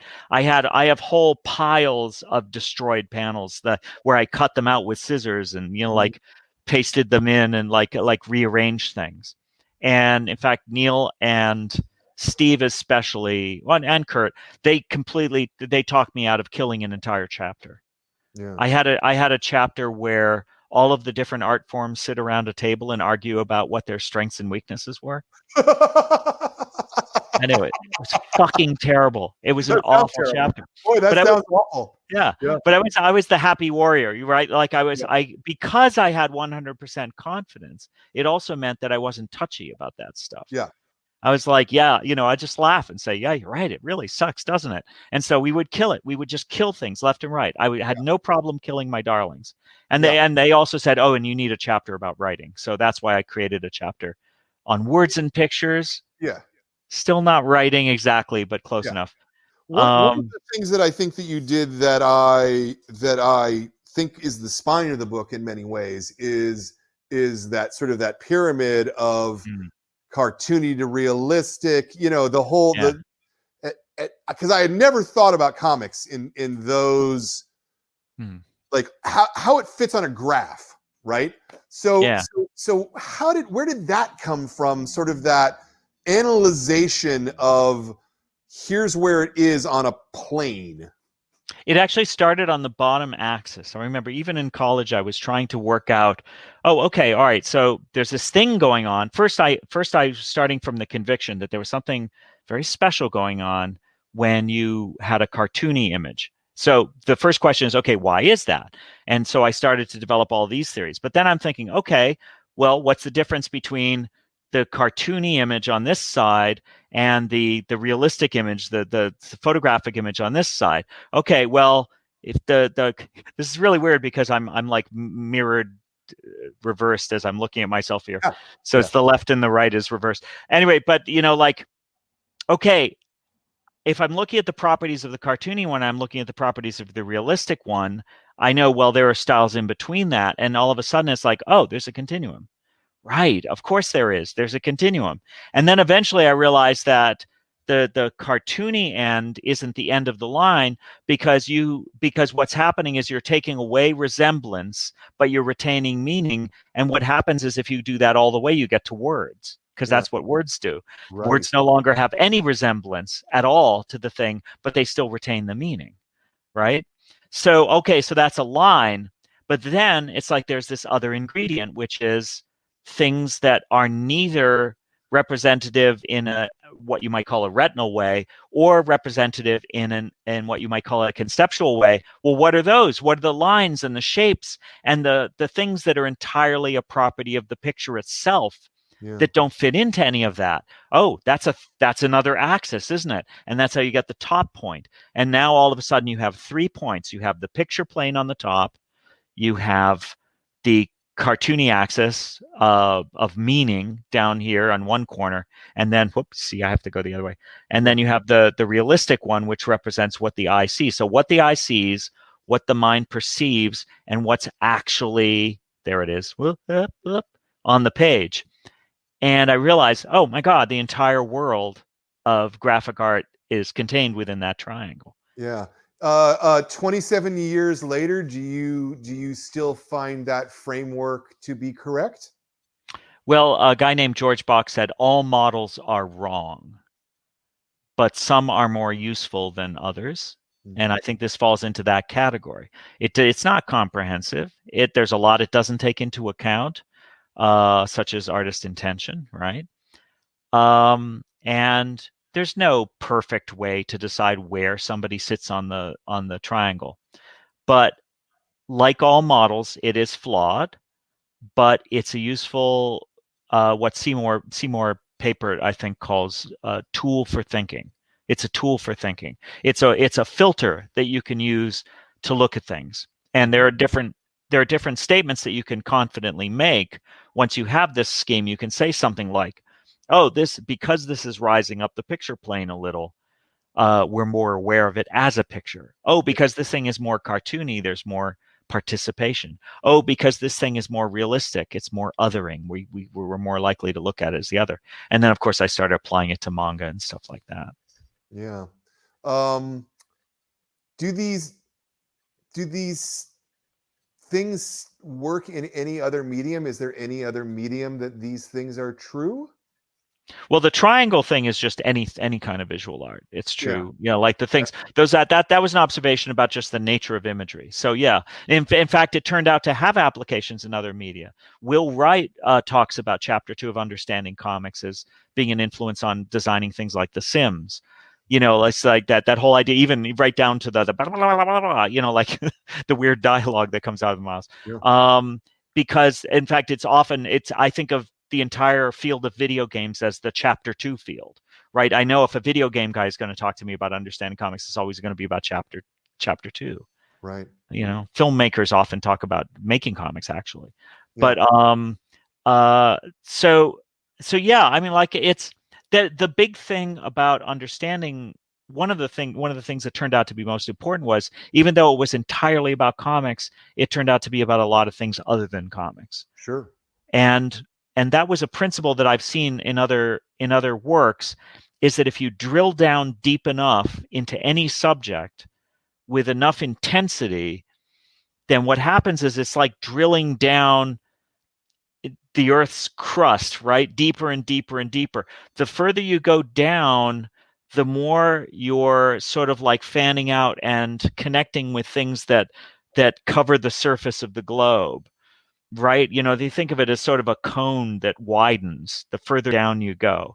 And that's why people like Donald Norman or Edward Tufte, or people who write about entirely different things, like information graphics or industrial design or whatever, the ones who are most focused on their subject, the most intensely focused on this one tiny thing, they're the ones who wind up writing about everything. Yeah. Because you have to ask why. Like a 10-year-old boy, you have to say, but why? But why? But why is this? Okay, well, this is because of that. Oh, yeah? Well, why is that? Well, why is that? Well, why is that? Every time you ask why, you're going a little bit further down into the mysteries of how we communicate. Yeah. And when you do that, you naturally widen the focus. Yeah. Yeah. Yeah. No, that makes a lot of sense to me. How long did it take you from start to finish to do the book? 15 months, and I've never done anything that fast ever since. It just came out of me. Yeah. You know, Frank Miller said he inhaled understanding comics. In a lot of ways, I exhaled understanding comics. Yeah. Right? It was so like in me, I was just like, boom, and there it was, you know? It was a very natural way to go. And the cartooning in it, which is just, it looks like I drew it with my thumb in a lot of ways, but there's nothing I would change. There's nothing. No, it's okay. No, it's all right. I'm not fishing for compliments. What I'm saying is, I'm not going to compliment for no reason, but I fundamentally fucking disagree with you, dude. Okay, I appreciate that. It would not work if it wasn't for the cartooning. I don't know. Yeah, no, exactly. No, it's good. I actually like it as cartooning. I like it as cartooning because the casual, like, drew it once, you know, like I'm like Ed Wood just shouting cut at the end of every scene, right? It's fine. It's good. Move on. Because the idea was there. It almost didn't matter what the little guy. I mean, objectively, you can look and you can see my character. The head size changes. Sometimes I'm like giant head guy. Sometimes I'm little head guy. Sometimes I'm just like, it's not really even consistent. I'm just like slapping it out, and it doesn't matter because it I don't know. It came from the heart. It came just very organically, and so it works as cartooning. And in a lot of ways, I've never been that just natural in my art ever since then. Yeah. Did the success of the book work against your ability to be that free? Yeah. No, it fucked me up. Yeah. I had a lot of trouble. I mean, I just had a kid. I was obsessed with computers suddenly, like all at once. My entire world became digital comics immediately. Right. And this is 1993, before anything had fucking happened. Yeah. 92 even. It was the end of 92 when I actually finished the book, even though it didn't come out for a year. Yeah. And I just had kids, suddenly I'm traveling, so I have all of these distractions, right? I'm doing press, I'm traveling, I'm talking to people. Everybody is telling me, Scott, here's something else you should be interested in. And I'm already interested in too many things. Kurt once said, everything is too important to you, Scott. And I said, thanks. I'm taking that as a compliment. And Kurt has always been pissed off at me for taking it as a compliment. He meant it as a criticism, damn it. Everything is too important to me. So when all of a sudden I had all these opportunities and now I have 10 times as many opportunities, I didn't know which one to do. Yeah. And so for years I can't get a book together. I want to do this crazy computer generated thing about Abraham Lincoln, but first I have to spend 3 years learning how to 3D model. And it's just a complete disaster because it's just like I can't even think. And by the time I do Reinventing Comics a few years after that, that book has already been up in my head for so long that it's kind of curdled a bit, like it's just like it's sat too long in the fridge and it's a bit stiff and there's too many panels of me just standing there announcing like 10 lines of dialogue about all these theories, and I'm standing in front of a backdrop of some diagram, and it's just not working because it's been sitting too long in my head. Yeah. So eventually I got past that. Yeah. Yeah, no, I see that. It fascinates me really. That, I mean, this book is such a, it's kind of such a fundamental text in a way that, I mean, it's taught in colleges, man. That's got to fuck your head up, right? Yeah. Like, well, I'm okay with that because I just love I love to talk to students about the thing. Yeah. Yeah, no, it wasn't the success of the book that fucked me up. It was all the things I could do next that fucked me up. It was all the opportunities because all of a sudden I'm facing down my mortality. I realize, Scott, you're slow. You're never, ever, ever going to do all these things. But you did this in 15 months. I know. And then I also did the 24-hour comic. I did the 24-hour comic. Yeah. I don't know. There's always a chance. Now, I always had Will Eisner in the back of my head, right? When Will Eisner was my age, he had done Contract with God. Yeah. Just done Contract with God. And he had 26 more graphic novels to do. Right. So there is a chance that at a certain point, I'm just going to kick back and relax and just like, oh, you know what? Fuck it. I'm just going to, you know what? I'm going to spend a few weeks and do this little thing over here and do this thing and do this thing. Maybe I'll just start doing them all. Maybe I will do them all. Yeah. Maybe I can relax. I don't know. Yeah. So it seems to me if you turned this out in 15 months and it went through multiple revisions with multiple people. In the layouts, I did all of the layouts. I'd lay out the books completely before I draw a single page. Sure, but understood. But that still suggests to me that you're probably some days doing 4, 5, 6 pages a day. Yeah. Well, let's see. 15 months, so we're looking at like almost 500 days, right? Yeah. So the book is 215 pages. Right. So if you average it out, right, then it's actually a couple of days a page. Okay. But not if you're redrawing it and rethinking. No, but I wasn't redrawing the finished art. That's very important. But even the layouts to go. Layouts. Oh, I haven't expressed this idea clearly enough. Yeah. I've got to figure out a way to express it clearly. These are not trivial tasks. But I was 33, and quite possibly I was as sharp as I'll ever be at 33. There was a lot of things I didn't know. There were a lot of things I was naive about, but I was fast on my feet. Yeah. And so when Neil or Larry or somebody would say, this sucks and here's why it sucks, almost instantly I would say, oh yeah, it has to be this other thing. And I would just go, boom. And I would just like, I knew what I had to do. I just knew. And the other thing is when I discovered it, I had a little of the Picasso thing that you start with a vague idea and then you discover in the process. So in other words, it wasn't that I had to find just the right thing. It was more that once I started drawing it, I was like, oh yeah, I think I know what to do next.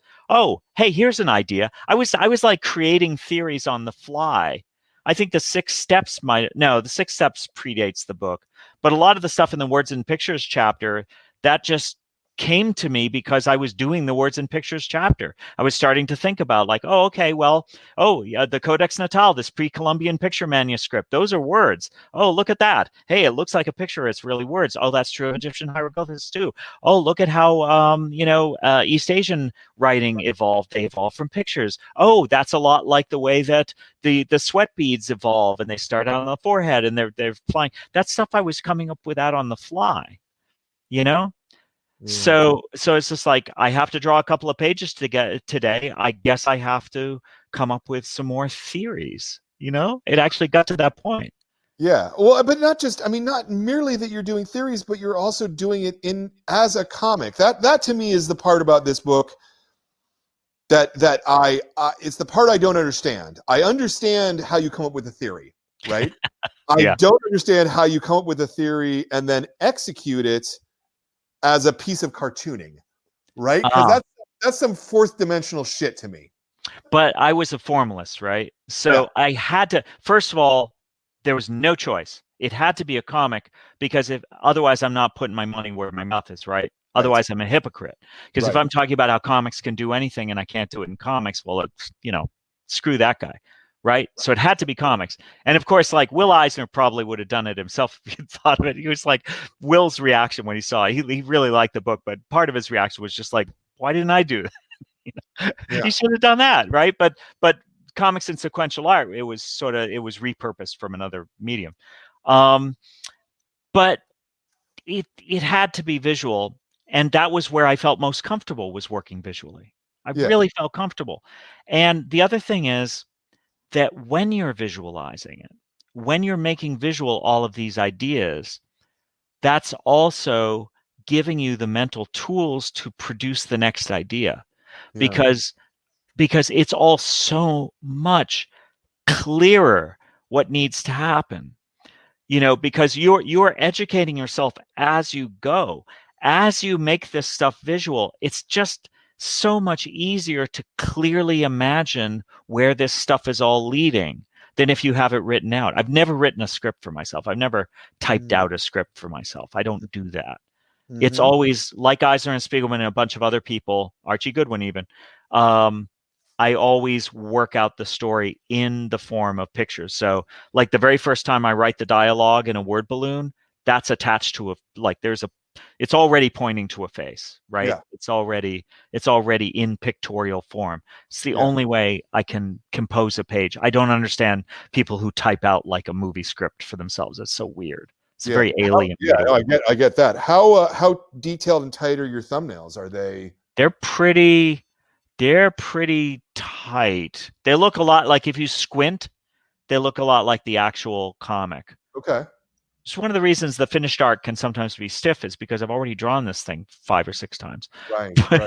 But I have to. I did that with Sculptor, and I did like 4 drafts of a 500-page graphic novel before I drew a single page. Took 2 years. It was 2 years on the layouts, 3 years on the finish. Wow. But it is 500 pages, so That's fully fucking insane. Sorry. That's It is. Yeah. It's completely crazy. Yeah. But here's the thing, Brian, I have to read it before I draw it. Sure. Because how else do I know if it's worth drawing if I haven't read it yet? I have to read it 5 or 6 times. If it works as a reader, then I know it's good. I gotta hear the melody before I can play it on the instrument, Yeah, no, that makes sense to me. I remember you giving me a copy of this publication at San Diego, 92, I guess. Yeah, it would have been. Yeah, that's right. Yeah. And just being struck by it, and I felt stupid after reading it because I couldn't add anything. I couldn't go, oh no, this isn't right. Or like today I probably could, I could probably go, oh, actually I think, now, but I was 22 or something, and like, wow, this is not, I can't. Yeah. Wow, you're a fucking genius, dude. I wish I thought of this shit. That's how I felt actually when I saw the blow ups of blankets, when Craig Thompson had blankets as like blown up like original size Xeroxes that you could page through at a convention. Yeah. I remember seeing that, just that massive pile, and I was just like, yeah, he's blown so far past me.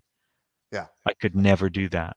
Yeah. Well, but nobody else could do this, so I think it all evens out, man. That's what I think. Jordan tells me we have a question that he wants me to ask. Oh, awesome.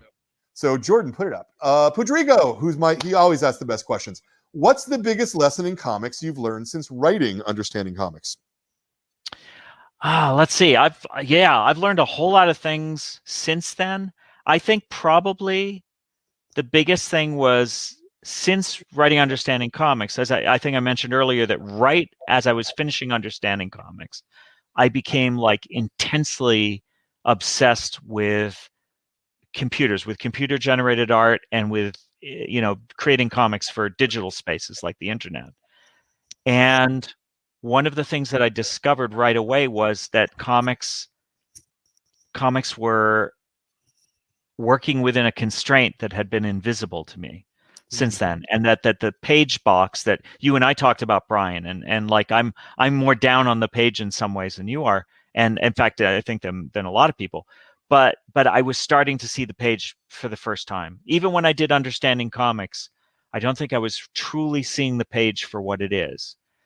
And it is a fixed rhythm, enforced break that does not always serve the melody. And that's the thing that I think one of the most important things I've learned since then. And working through that, working past that, or working within that is the thing that I'm most, since Understanding Comics, that I've most had to contend with. Interesting. Okay, I can see that. Jordan, is there another one, or here it comes? It's all good. Andrew and Telis, what are your thoughts on how comics have changed since the book's release? Thinking mostly of the rise of less iconic, more realistic digital art and the increase of moment-to-moment transitions. Yeah, I think that the rise of realistic stuff, I mean, there's a way to do it right. I mean, there's some really fascinating possibilities if you're working in like the more highly rendered space. So I sometimes get cast as the guy who thinks that, oh no, cartoony art is always better. It's not always true. A lot of my favorites are still like in the cartoony realm, but I think there's a legitimate place for that. Is there some stuff that's like digitally rendered that's over rendered? Yeah, always. I think there always will be. There are probably more artists that overdo it than underdo it, you know. But it's okay. Actually, can we put the question up again? The first part of it was, oh, what have I, since the book's release, or how comics have changed? Yeah. One of the nice things is when I did Reinventing Comics, which was about 6-7 years later, I did this chart of all of the different revolutions of comics, all the different ways that comics could grow and change and advance. And even though some of my hopes for digital comics kind of ran aground, at least temporarily, I think most of those revolutions have really taken place. If you think about them, they were, you know, comics as a literary form, people doing more ambitious work in a literary space. That's definitely happened. Comics that were more artistically ambitious, people have continued to do tremendous experiments in that realm. The respect that comics has gained by institutions, universities, museums, the library system. We have so many friends in high places now. There are so many of us nerds have infiltrated, the world of art. Comics are more respected. Comics are far more diverse. Diversity was a very important thing for me. Diverse in many different ways, more diverse genres, more diverse styles, more diverse characters, and diversity of, ethnic, racial background. All those things have been improving. They could improve a lot more, but they're getting better. And I also talked about gender balance. One of my regrets is that now, in retrospect, I realize maybe balance wasn't the right idea, because that's now I realize a little on the binary side. Sure. So we would have to say gender diversity now. or gender self-actualization, but that's become a real thing now. And then the business of comics has, I think, parts have continued to struggle. And I think I have a lot of regrets for the way the business went, but nevertheless, there are more people reading comics. A lot of them are kids, a lot of them are girls, and I am optimistic for the future there too. So, I mean, there's almost no area where comics did not go through tremendous progress in the last 27 years. Really long time. Yeah. No, we're very clearly, I think at least, in a golden age of comics, I agree. in a way that 27 years ago, I don't think any of us could have actually pictured. I mean, well, you sort of did.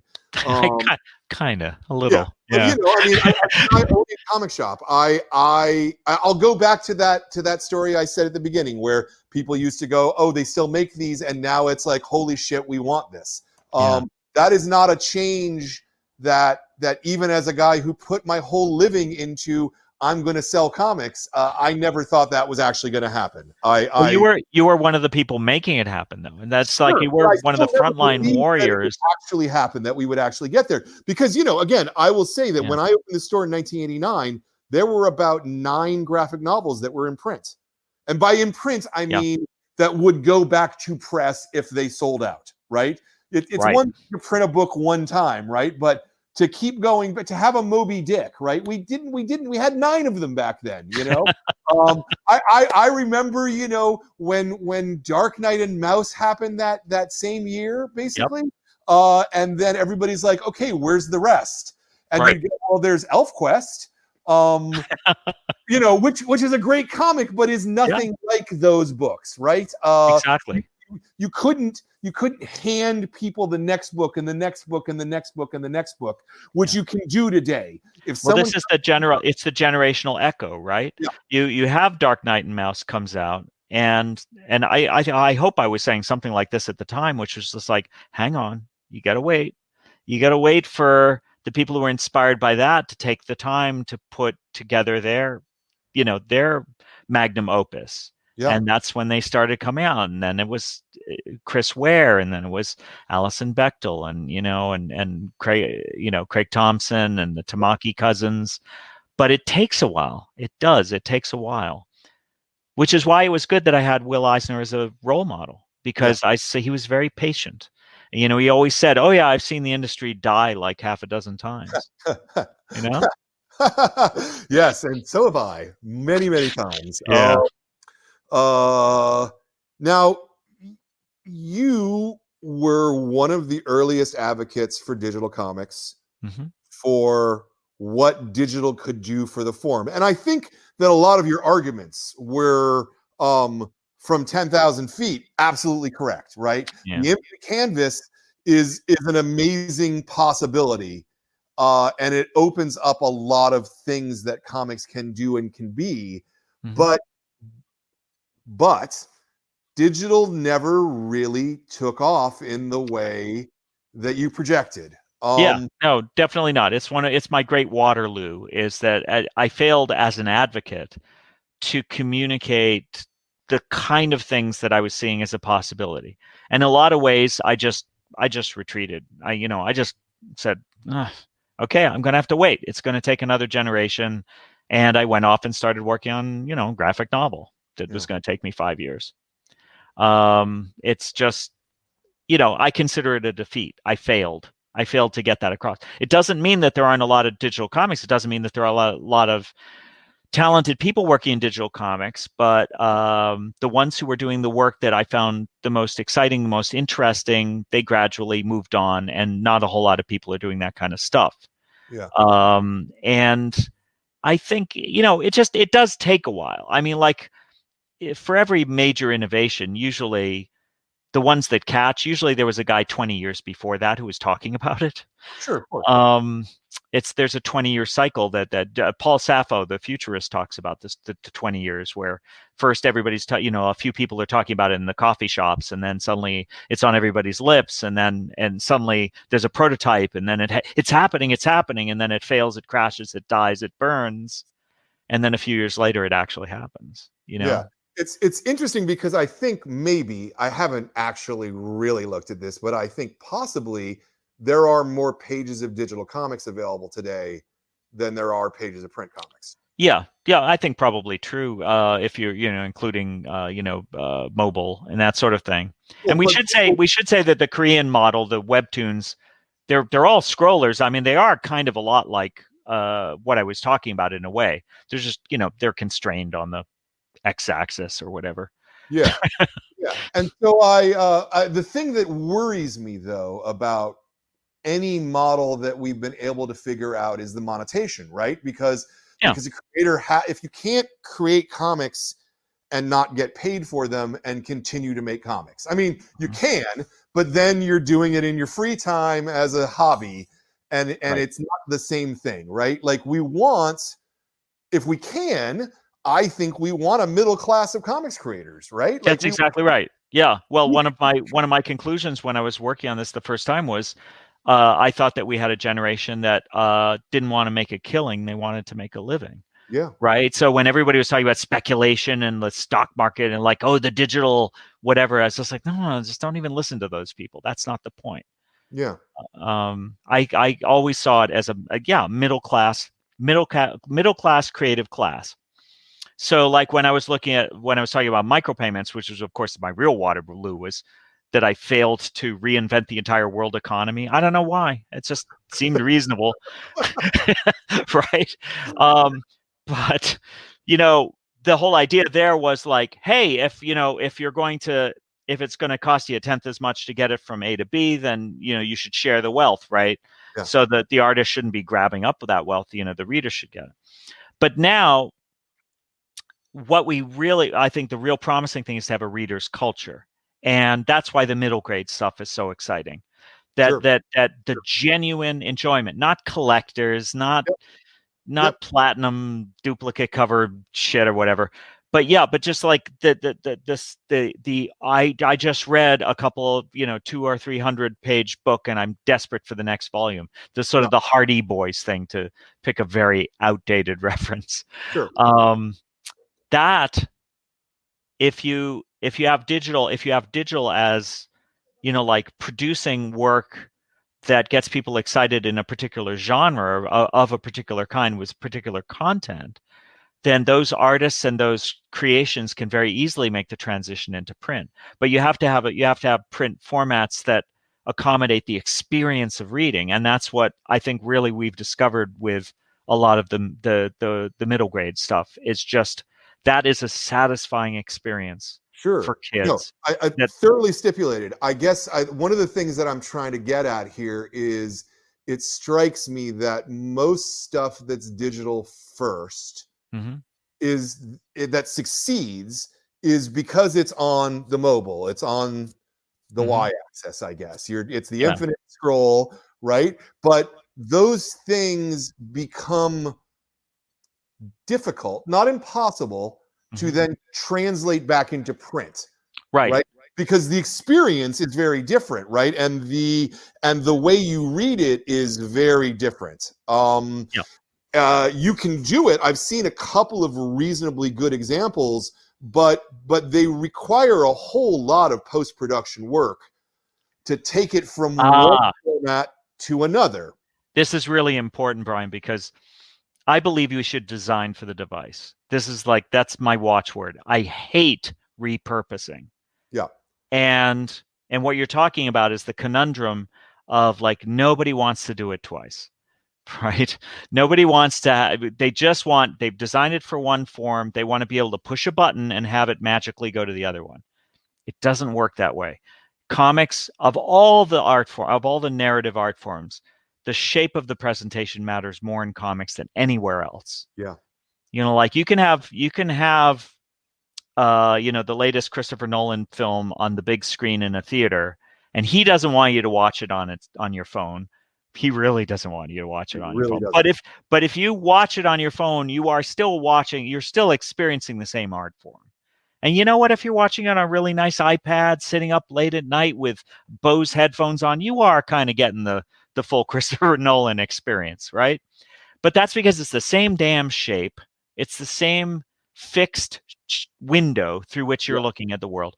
It's not the way with comics. It really matters. Even just something as simple as, is it sideways or vertical? You know, much less is it like this scrolling thing versus is it on pages. It matters. If you're going to create something for print, it has to be created for print. If you're going to create something for digital, it has to be created for digital. And people are just they're too lazy. They want to just do it once and just click, and there it is again. And so they've got to hobble one or the other or both by creating something that's, well, it's sort of like this and it's sort of like that, but oh, I have to have it, you know, cut up into rectangles so that I can print it, or I took the printed thing and then I'm going to fly you through one panel at a time, and then you get to look at an M&M's ad or whatever. It's like, just create for the thing. Because you hit problems where you're designing for the screen going this way, and the way you turn it into a print comic is you stack those two screens together. Except that breaks the language of comics, right? It breaks the language, exactly. The turn is here, but now the turn is in the middle of the page. You can't have a turn in the middle of the page. I mean, you can, but it doesn't work. It doesn't make use of the aesthetics of comics and the language of comics. It works against the language of comics. Exactly. As much as I rag on the page thing in print, if you're going to make a printed comic, make a printed comic. Yeah. Make it so that it works on paper, so it's designed for paper. Make it good paper. Make it give a nice texture on the cover. That was something right at the very beginning of the web. We had stuff like Fort Thunder. Do you remember the Fort Thunder guys? Crazy ass mini comics and Dayglow silk screen, you know, phosphorescent colors and editions of 17 with like twine binding and stuff. They were making objects. Yeah. And they were making objects at the very moment that the object was evaporating on the web. Yeah. Right. That the whole idea of the physical comic was beginning to disappear. They were making things that could only be seen as physical, because suddenly we saw paper for the first time. We discovered this thing that we were holding, and it was beautiful. You have to design for the device. Yeah. And that means if you have a character that's blowing up, you know, let's say you're doing some like the Adventure Zone. I think I hopefully I didn't call it the Adventure Time earlier. I would not confuse those things. You did it right. You did it okay, right. Good. Yeah, something like Adventure Zone, where it's like this could have this could be transmedia, right? It could be in many different forms, and so there is an Adventure Time like little graphic novel series. But then if you're going to do a digital, it should be completely different. You're going to do a cartoon, it should be different. Right. You know, it's like, but each one is its own opportunity to create something that will make somebody money, right? because if you truly love the stories, the characters, the storyline, then you're going to experience it in those different media. You're going to go for all those different media. Yeah, I'm just trying to figure out how we find a formula that works to monetize the creation of art in comics that actually works for all participants. Because the thing that I see, and I talk about this a lot in this interview series, is we're graduating between 4 to 6 schools worth of new cartoonists every year. So we're talking about 100 new cartoonists are coming onto the marketplace every single year. Absolutely. Which is hard in a best case scenario, right? But we're in this position where we're giving them advances on books that, when you work it out on an hourly basis, are peanuts. I mean, they're not. Nobody can make a middle class living unless you're Raina, you know, and which is not a viable thing, right? And the punditry goes, well, but Raina exists and Dave Pilkey exists, therefore it's great, and this is the way you should go. Well, we should say, okay, we have to compare apples to apples, though. Sure. Go back to when I was just starting out. Like, how many, you know, how big was the comics middle class? I'm not actually sure. I think that there was a lot of subsistence stuff going on there. Also, how big is the top tier now? Yeah, I think it's not just Raina, though. Actually, there are a lot of success stories, but they're all different. That is, Sure. all of those people have succeeded in a radically different way. It's hard Sure. to even think of them all at the same time. Sure. You know, like Ali Brosh is nothing like Raina, right? Sure. But that book sold like crazy. Absolutely. Marjan Satrapi or Alison Bechtel, they all succeeded in radically different ways. But there is that cruel, almost hockey stick like, you know, curve, right? Oh, it's so funny because the left right thing. It's so weird. You know, there's that like, you know, like, okay, you have the people at the top and then the next tier and then right, and it goes like that. That shape sucks. I don't like that shape.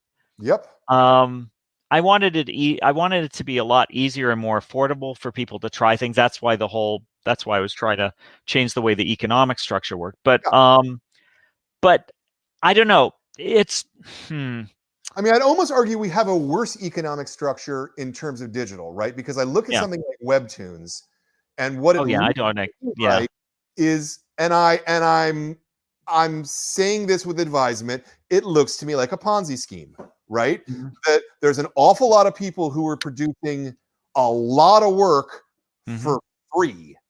Yeah. So that a couple of people can make a bunch of money doing it. And they're holding up those couple of people as, well, if you're lucky enough, then you can make the money too. But that's a shitty place to be as a person. Well, it's a portal. I mean, like the problem is portals. And the reason we have portals is because people have very low tolerance for signing up for any kind of like just the monetary side of it. They only want to do that a few times. They just don't want to be giving out their credit card number every 10 days. That's why I wanted a form of currency. See, now you're leading me back the garden path back to micropayments. Yeah.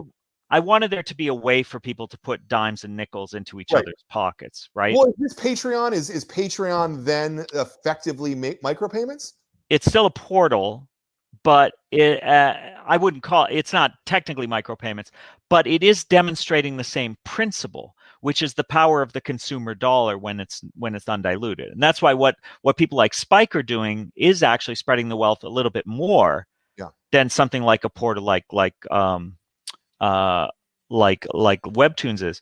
But I'm not sure where it's all going, but crowdfunding generally as a concept does seem to be demonstrating some of the dynamics that I was talking about back then, which is there's real power in the consumer's pocket.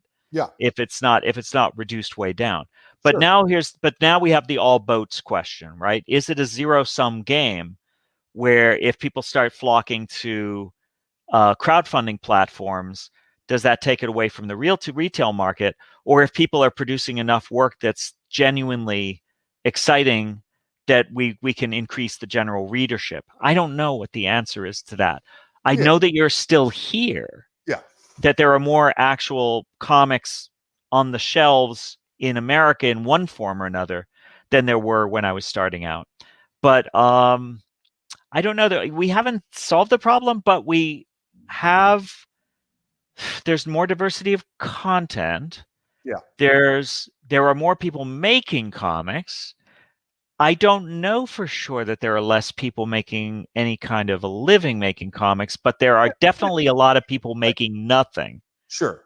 There are a shitload of people making nothing. Yeah, it feels like the general bar has dropped down while the top of the hockey stick, as you put it, is much higher than it used to be. I think you may always get that with portals. If you have a gatekeeper, a publisher or a web presentation, gatekeeper, I think you might always have that shape. The question is, to what degree will we have that shape in an open network? Let me pin that one, because I actually think, and of course I would, because I own a gate, but I have. Oh no, you're not. I'm talking about the publisher gates. I actually don't think of you as a gatekeeper. I happen to think that having gates are a really fantastic thing, because it means that there's a minimum standard that one has to live up to, that you know, it's sort of this push and pull. Like, I think of James Kolchaka going, well, craft is the enemy, right? Well, like, he's right on one level, right? On one level, like, just producing work is awesome, but craft has to be the goal in a way. So I think that it's important. Are we sure about that? I To don't have know. like me and my staff standing there going, these are the good comics. These are the comics you should be paying attention to. These are the things that will actually improve your life, as opposed to just anybody can just walk in and make comics. All right, dude, I'm getting acid flashbacks to like 2003 right now. Okay, but I'm going to try to channel. I'm going to try to channel younger Scott. Yeah. 43-year-old Scott now, because I'm even older. Here's what I think the ghost of Will Eisner would step in and say, and here's what 43-year-old Scott also said. First of all, I think craft is not the enemy. So I do disagree with that, but I actually think Kochalka really was just sort of planting that as a kind of, I don't know. It was a provocateur, but I think he did it. His heart was in the right place when he said that, and he got a really great conversation going. But on the other hand, I do not think we need gatekeepers for minimum standards. But what we need, and this is where you come in, is actually it's in the other direction. If you think of it as like, okay, in the old days when I was starting out, right, we had this superstructure of power and money, and the gatekeepers were all, can you come up into our castle, right? Yeah. And unless you could come up into the castle, you were invisible. Nobody could ever see you. Okay? I think gatekeepers are only useful in an inverted system in which talent is raining from the heavens, and some of it's crap, right? But some people can be your umbrella. So, and you're one of the umbrella people, right? Because you're not at the origin point. You're not creating this stuff. You're not the guy publishing that stuff, but you are the guy at the receiving end who can be our friend as consumers and say, I've done the work. I've been reading a lot. I've been looking at a lot of this stuff. Let me show you something wonderful that you might not know about. Oh, don't go over there. That's just the elephant boneyard. Just ignore that stuff. But over here is some really great stuff, right? Yeah. But there, you're not preventing the hoi polloi from making their shitty mulch or whatever. Sure. You're not, you have no power to stop them. The old version, right? The power structure, the castle, they had the power to make artists invisible based on their aesthetic judgment. You don't have that power, and I don't think you want that power. No, my power is the opposite power. My power is the power to make people visible. Your power is the opposite power. Exactly. Yeah. And that's what I wanted to see. I wanted to see at the receiving end, I wanted to see those, what I called them critic circles. That's not really exactly what you're doing, but it's the filters. It's the people here at the receiving end who can help us find you're like what do they call the people who find water with the sticks? What's that old? A dowser. A dowser. Yeah, you're a dowser, right? You're helping us find our way in that magical path. I call myself a Sherpa. Sherpa. Yeah, I use Sherpa too. Path up the mountain. Yeah. Sherpa is a good metaphor. But the important thing is, Brian, that nobody should ever have the power to make anybody invisible ever again. Sure. And that's the beauty of what we have now. Is as crazy as it is, and as many starving artists as there are, and there are a lot of starving artists. Nobody can be made invisible. Yeah. Nobody can be stopped from putting their work out there. And there was a time when 99% of everyone who wanted to make a comic could be made to not exist. They could be made completely invisible by the castle. Sure. That was not a good system. Didn't that stop in 78, more or less? I mean, ElfQuest, Cerebus. No. There's a lot of things that were self-created. I mean, to me, that was where comics were supposed to go. Well, I wanted 100 different companies that were all the creator, at Dave, the yeah, but I mean, even then, I mean, like for many years, the books that didn't reach a certain threshold, Diamond wouldn't carry them. Sure. A lot there were a lot of, as you know, a lot of the, you know, the little stores, they couldn't afford to put the stuff out on the shelf. They just gave it to the subscribers, that kind of thing. I understand that. I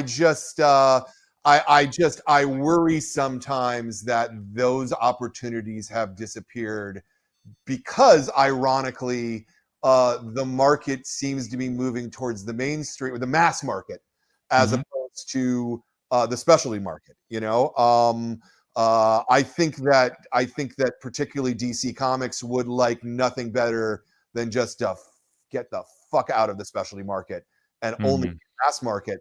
But that doesn't lead anywhere good creatively, right? And we say mass market, you're talking Amazon and the bookstores? Right, exactly, because those people are not selling comics because they care. They're selling comics because they can smell money. Yeah, and I think we're probably gonna see. I think the chicken's coming home to roost as well. I notice the bookstores. I think they're probably going to be closing in. Jim Killen just left Barnes and Noble, and you know, I think he was a real friend to comics in a lot of ways, as best he could be.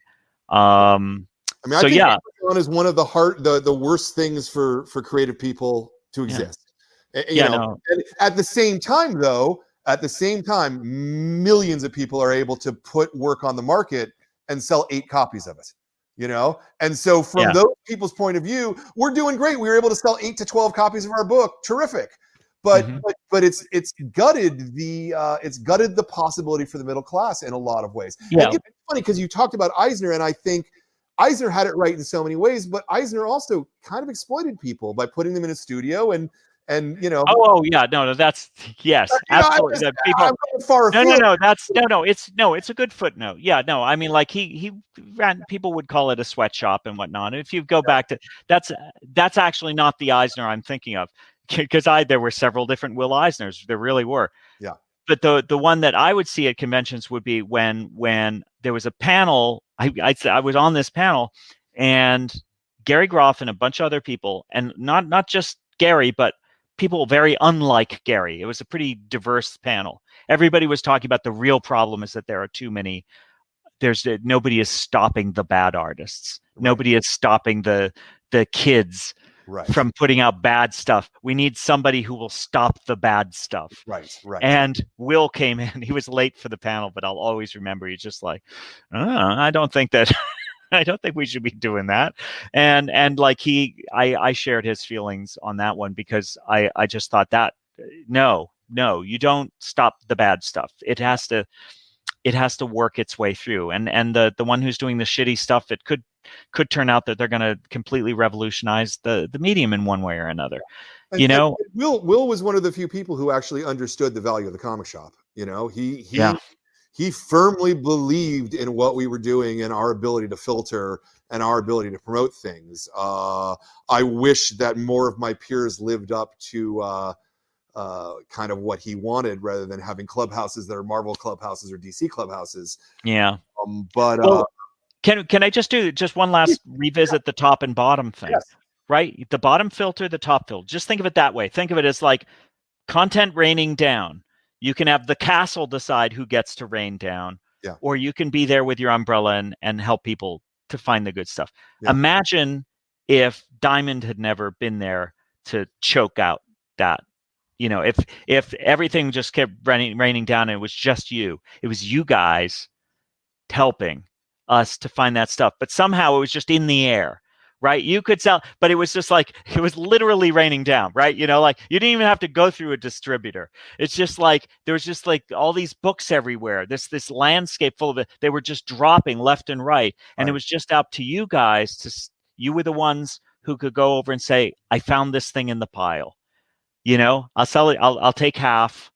Right. You know, I'll take my cut, buy this thing. It's great. It's beautiful. Yeah. That would have worked. Right. At least that would have been better. It's like it's all about. The reason I don't know it would have worked, and the only place I'm going to push back on you is Hours of the Day, right? It's the same thing you're saying, that you've got a bookshelf of books behind you. But it can be terraced, you see. That I haven't read. You know, you can have the rough sort. You know, like you have different levels, right? You have the discerning guy down here who the pile has already been reduced because there's these different ways that people at different levels who are helping to sort through that stuff.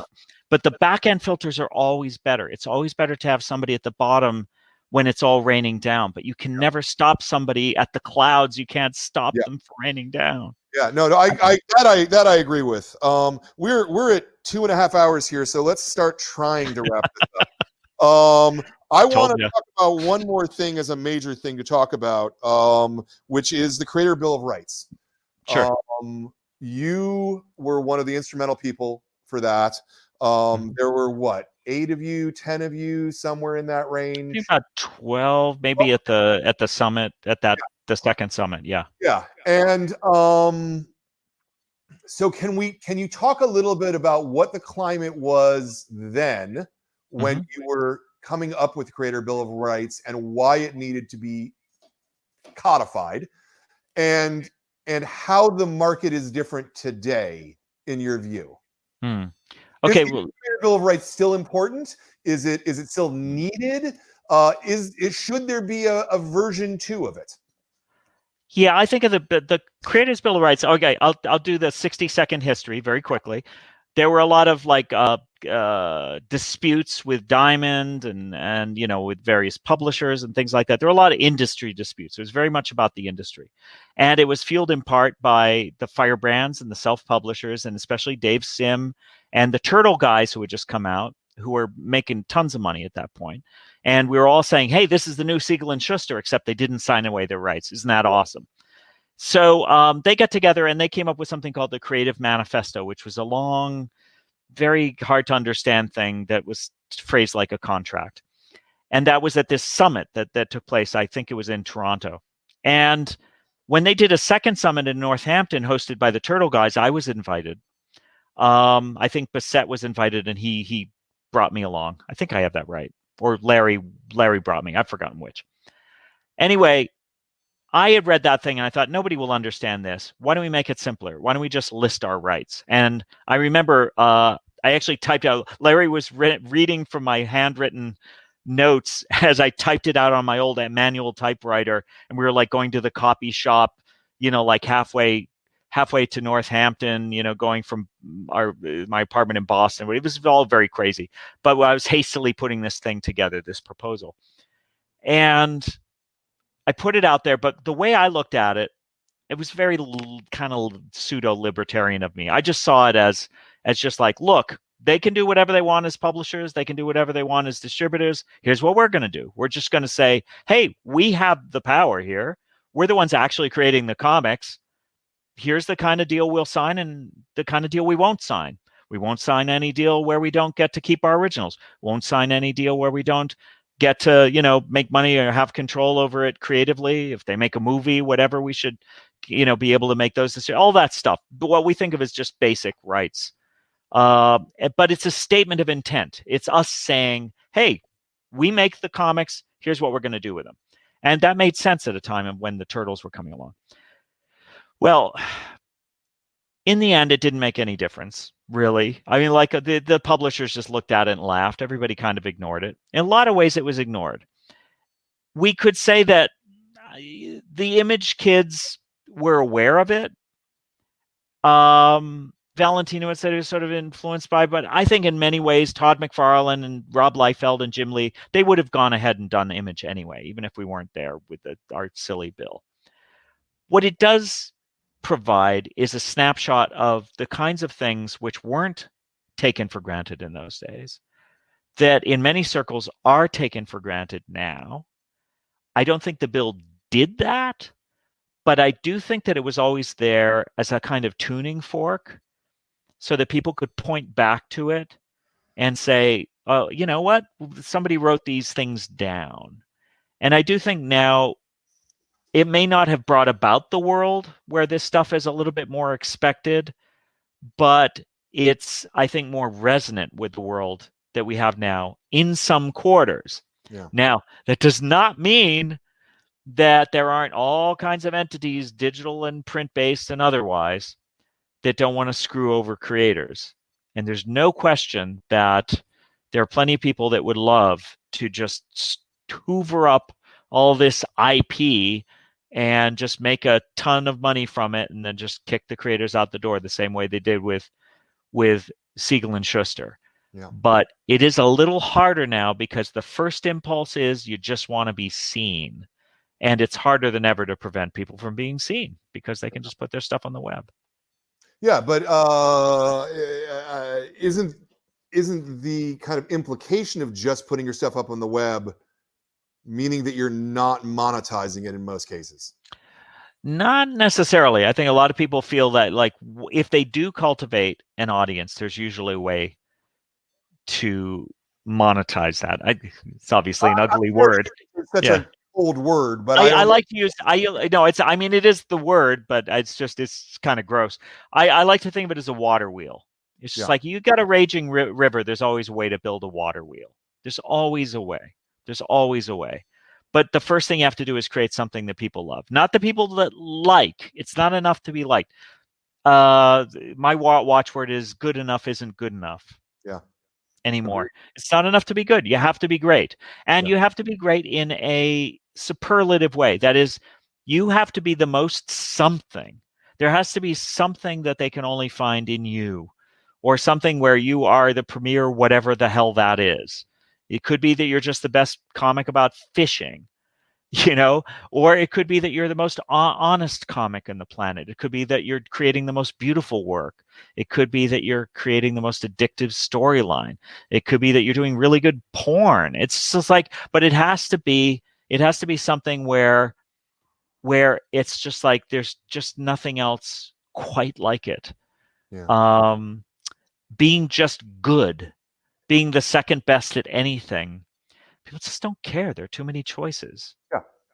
Yeah. And it's sometimes hard to know what that indefinable quality is. And there are a lot of very good cartoonists, and I've talked to some of them who are just treading water, and they have been for years, some of them for decades, and they can't figure out why. And a lot of the time, if you really look hard at what they're producing, it's good work that in no particular way is exceeding somebody else. It's not at the top of their game in any one way. It's just near the top. That's not enough. Yeah. Is it likely that a cartoonist has a shelf life measured in actual decades, or is it measured in years, do you think? Well, I'm going on three and a half decades myself. Sure, but but you've got one really, really successful book. Yeah, no, it is the one good book principle. And I've made money from a lot of other things I've done, but understanding comics is kind of it raises the floor, right? There's always that floor that I can't fall below because I had that one thing. Right. But that is often how it works. It's on a logarithmic scale, whatever. I think most people, the different things they do, there's the most successful thing, then there's the next one. That's just sort of the way it goes. There are exceptions, but am I wrong in thinking that even today a significant percentage of your income is understanding comics, and then the opportunities that flowed from that, like speaking? Yeah, well, I mean, in a sense, all opportunities flowed from understanding. I mean, you can't really uncouple that. So technically, everything that happened after understanding, if you plucked understanding out of the timeline, it's hard to know if that thing would have even existed. But putting that aside, I think that I think it's still a chunk. It's not necessarily half, but it's it's a significant part of it. It's just that I have that book out there. Yeah. And in the series that grew out of it, you could sort of say that's half just the book. I'm always trying to transcend that, There's still a potential movie deal for The Sculptor. There are still some scenarios in which I'm, understanding comics might be my other book. Right. I remain ambitious enough that I hope someday to do that. Yeah. The book I'm working on right now is, this massive book on visual communication that it has tremendous breadth and involved in a huge amount of research. and maybe it'll be a drag, and maybe it'll be amazing. I kind of think it's going to be amazing, but I could be wrong, you know. Um, but but but I think it's very often there's just that one book, that's that one work that kind of looms above the rest. I think that's for most careers, it's that way. Yeah. Yeah. It's an interesting thing. So your new book on visual communication is coming out next year, 2022. No, we don't have a firm Okay. publishing date. It involved a huge amount of research, and it's taken a long time. But I'm well along on it. But I don't know. I don't want to give dates because it's only going to come back to haunt me. Are you like fully thumbnailed, let's say? Nearly fully, yeah, nearly fully. Okay. And but it's up around 500 pages, and that thing's got to come down. It can't be that long. It's too long. Have you started any of the execution of the actual pages? No. I never draw a single page until I have. And remember, when we say thumbnails, they ain't thumbnails. Understood. They're super finished looking. In many ways, I suppose you could say I've really already started the pages. In fact, this time I might actually take those roughs, so to speak, and just treat them as the bottom layers. And because the lettering, I've actually been lettering it on top of it. It's just, they're almost quasi, I don't know, they're semi-finished pages, really, if I'm to be honest with myself. Yeah. What's your process like? I'm kind of thinking that you must work fully digital these days. I have been working fully digital since 2000. Yeah. Okay. So for the last 20 years, there is no original art. Okay. If there was even the New Adventures of Abraham Lincoln, which is like 1999, there was no original art. Right. The last thing that had original art was, Zot Understanding, and that's it. Is there value in having original art as a cartoonist trying to make a living? Yeah. Like able to sell people sell it, but like my artwork, I'm not Craig Thompson or anything. I'm not Craig Russell. Not anybody named Craig. Yeah. Like, it's just my work is not the kind of thing that people would be clamoring to buy. So it's just like, so that it wasn't as big a sacrifice for me. But the big thing for me, remember I said the thing about design for the device? Yeah.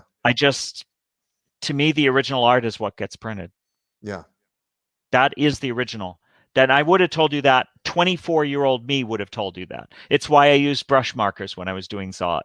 Right. I believe very, very strongly that you had to think in terms of the finished printed page. The printed page was the work of art. Everything else was a tool that you used to achieve that printed page. Anything that made that page better, fine. If you had to start using, like a porcupine quills to get that, if you had to use disappearing ink, if you had to use egg whites, it doesn't matter. Whatever gets you that's what mattered.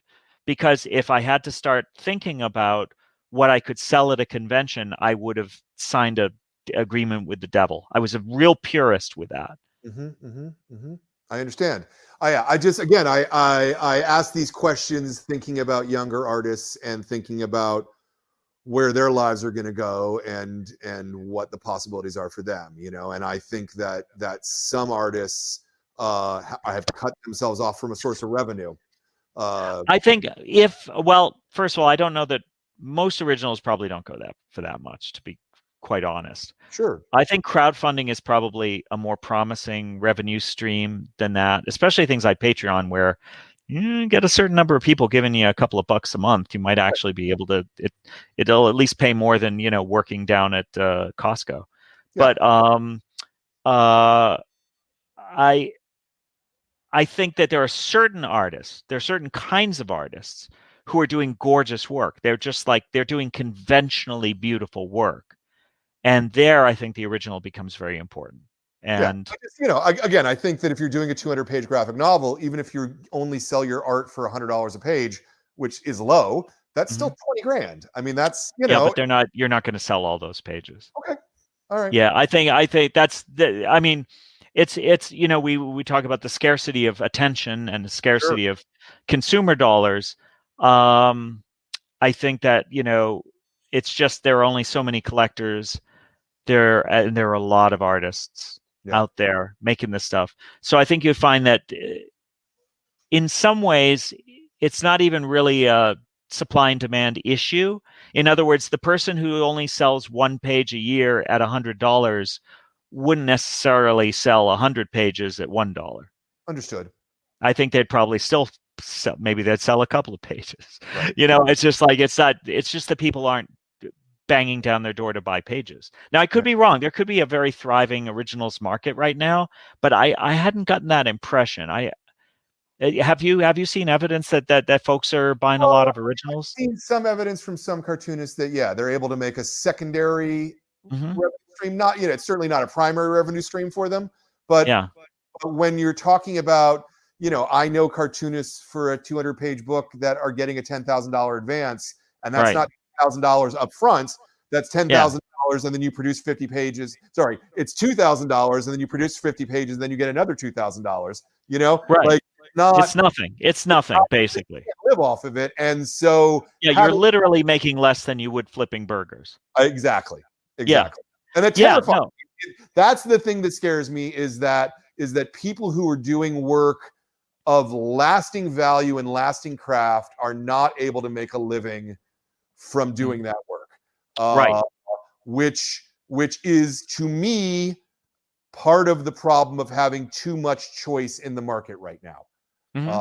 And that's why I often think that having less choice would be a better thing. But this is the eternal debate. And look, it is a legitimate position, and it's one that a significant number of people have felt that way for a long time now. And Ghost of Will Eisner aside, it's a gut feeling that I'm going on that the real, the pathway is not about artificial scarcity, which in some ways that's sort of an artificial scarcity idea, but it's more about the reading experience. That, in other words, that if the reading experience in all respects was superior, if people got more joy panel for panel and paid less money per minute, which is a real key thing, because you're comparing it against video games versus movies versus binging the latest Netflix show, right?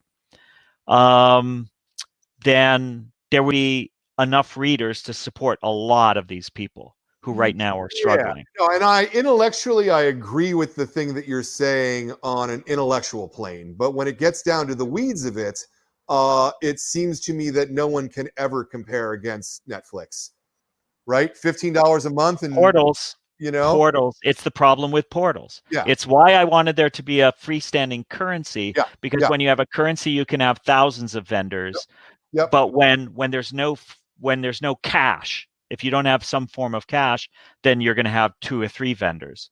That's why we have Netflix, Amazon, Apple, and the rest. But that's another situation. That's a whole other thing. Wait, there's a much more important thing. Ultimately, it's destroying art, I think. I mean, again, some people do very well in that circumstance, but most people do very mediocre. And, I will say, and again, this is the Ghost of Will Eisner. Yeah. There has always been something destroying art. Oh, true. No, always. Absolutely. And absolutely. I think right now it's not. I think that particular hoary monster is not actually as efficient at destroying art as it once was. I think right now art is kind of winning. But maybe compare it to acting, right? Right. It's just like, how many actors are there waiting tables? How many actors exist? How many actors are doing community theater and getting enough to buy a pizza at the end of it? They vastly outnumber the number of people on movie screens. Technically, nobody's on the movie screen right now, but you know what I mean. I know what you mean. And I think it's a little bit like that. It is the greatest job in the world. I can confirm this. When I'm not worried about money, which I have been many times in my career, I've been worried about money. But when I'm not worried about money, it is the greatest job imaginable. It is a fantastic job. People are right to want to do it. But it is like acting. A lot of people they want to be cartoonists. They want to be artists. Animation has given a way for a larger number to have some kind of participation in that, because it takes a lot of people to make a movie. Yeah. But comics. yeah, Animation but they're comics, they're similar. They do similar things. Yeah, but they're different. They're different. This brings us neatly to the penultimate question. Yeah. We have a lot of people who watch this series of videos who want to be cartoonists. Yeah. You're talking to someone who's interested in being a cartoonist. What's your piece of advice? Whether that's a physical tool task thing or whether it's a philosophical thing, what do you say to someone who wants to be a cartoonist?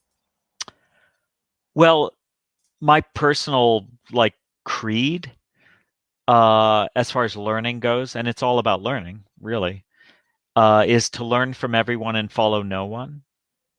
And I believe that very, very strongly, which means that you should keep an open mind, and anything that makes anyone excited, even if it's not your thing, try to familiarize yourself with it. Try to see how many different ideas you can fall in love with, because you can learn so much from all these diverse ideas. And then don't declare yourself any kind of cartoonist. Never call another artist God. Never use the word God. Nobody has all the answers. Everybody's fallible. Find your own path. Make your own path. But learn from everyone, and then look for connections. Look for the ways that these very different artists are related, and you're going to start to see patterns. Learn from those patterns. Work hard, finish something. You got to finish something. Finish something soon. Work on something small. Make it available. Put it on the web, or go down to your local store and see if they have somebody buying mini comics for 25 cents and putting them on the shelf. Go to small press shows. Meet other cartoonists. Ask them about what they love. But then ultimately, the goal of it all is to create something that people cannot ignore. And it could take you years to create something that people cannot ignore. That's really, really hard. But that's the key. You have to create something that they can't find anywhere else, that readers cannot find anywhere else. Something you do that no one else can quite do as well, or can quite do as convincingly, or as honestly, or as beautifully, or as cleverly, or whatever. There has to be something that you have that nobody else has. Find it, and then just work really, really hard. And the day that you find that you have more readers that you know what to do with, the rest, by then the industry will have reinvented itself 5 or 6 times. Yeah. But it's okay. There's always a way. There's always a way to make that work for you. Always. Absolutely. The last question, you talked about it a little bit, but is there a thing you would like to plug? I'm looking at a lot of middle grade stuff right now. Yeah. We always bring up Raina in connection with that, but I got to say that Jen Wang's last couple, Stargazing and The Prince's Dressmaker, I believe it is. Yeah. There's something really magical about the way she draws. Yeah. There's a lot of line work leaves me with this kind of inner scraping noise. Like there's this kind of slightly dissonant thing. It's just like the lines are never quite right. There's a silence and eloquence to the way those lines are set down. I just really love that stuff. I don't know exactly why. It's just really works. And then the other, I'm always keeping an eye on the surrealist side of things. Yeah. Longtime fan of Jim Woodring, but I have to say I really like what Jesse Jacobs has done in the last few years. Stuff like Crawl Space, or an older piece, Safari Honeymoon, that I thought was really good. Yeah. That stuff's really freaky and interesting. And then I don't know, there's a particular kind of a sort of post Miyazaki sensibility that's been showing up in a lot of stuff by people they may consider themselves more illustrators or like production designers or game level designers or whatever. I don't know what they are. I keep seeing them on the web, but there's an approach to color that I really like, and a kind of look. A lot of it is kind of, I don't know. A lot of it intersects with kind of the genderqueer stuff and a sort of like pastel, semi-chibi internationalist approach that several artists are tapping into, and I feel like they're tapping into a common energy and influencing each other to a degree. It doesn't have a name yet, and I couldn't tell you a single artist except that I've created lists on Twitter where I seem to be like looking at several of them at the same time. So that's like a nascent thing that's an Oort cloud. It's just like some celestial gases that are starting to form that I find really interesting. And then I don't know. It's hard to. I could look behind me. There's just. I don't know. It's just a very strange time. I feel like we're at a time of transition. Yeah. But unlike the last few years where I felt like we were kind of in retrograde, maybe because of the political situation, I feel like there's a certain forward momentum right now. Yeah. But I don't quite know what we're heading to. And that might have more to do with my own particular forward momentum after some retrograde times. Sure. It might just be that I feel like I'm moving forward. Well, you've got a new book that you're working on visual language. You said, do you have any fiction in the hopper, or are you just firmly in the nonfiction at this point? I do, but unfortunately, it's top secret. There's a sort of a thing that I'm working on, but I can't. It's sort of a thing on the side. But for that, is this something we're going to see in the next 3 or 4 years, or is it longer off? Yeah, both out in the book. Yeah, okay. Certainly 3 or 4. That's a very generous window. Thank you, Brian. That's like 3 or 4. Yes, you'll see both projects. Okay. Yeah, I'm looking forward to it. You're an amazing cartoonist, I think, and I appreciate it. Like all cartoonists, you are always self-depreciating, but I love your craft and I love your skill. I love the attention that you put to it and the thoughtfulness that you put into your work. And I cannot wait to see more from you. You are one of my favorite cartoonists who only puts out a book every 5 or 6 years. That's true. Yeah. So the more that we get from you, the better. I want to thank you for taking this time, nearly 3 hours of talking to us about comics and making comics and how comics are made and why we make them and all of these things. The book that we were particularly talking about is, of course, Understanding Comics. If you do not have this in your comic book library, person at home, you should for sure have this in your comic book library. It is a book about understanding comics, and it is comics, and that's the most amazing thing about it. It is so fucking good. Scott also has other fantastic books like Zot.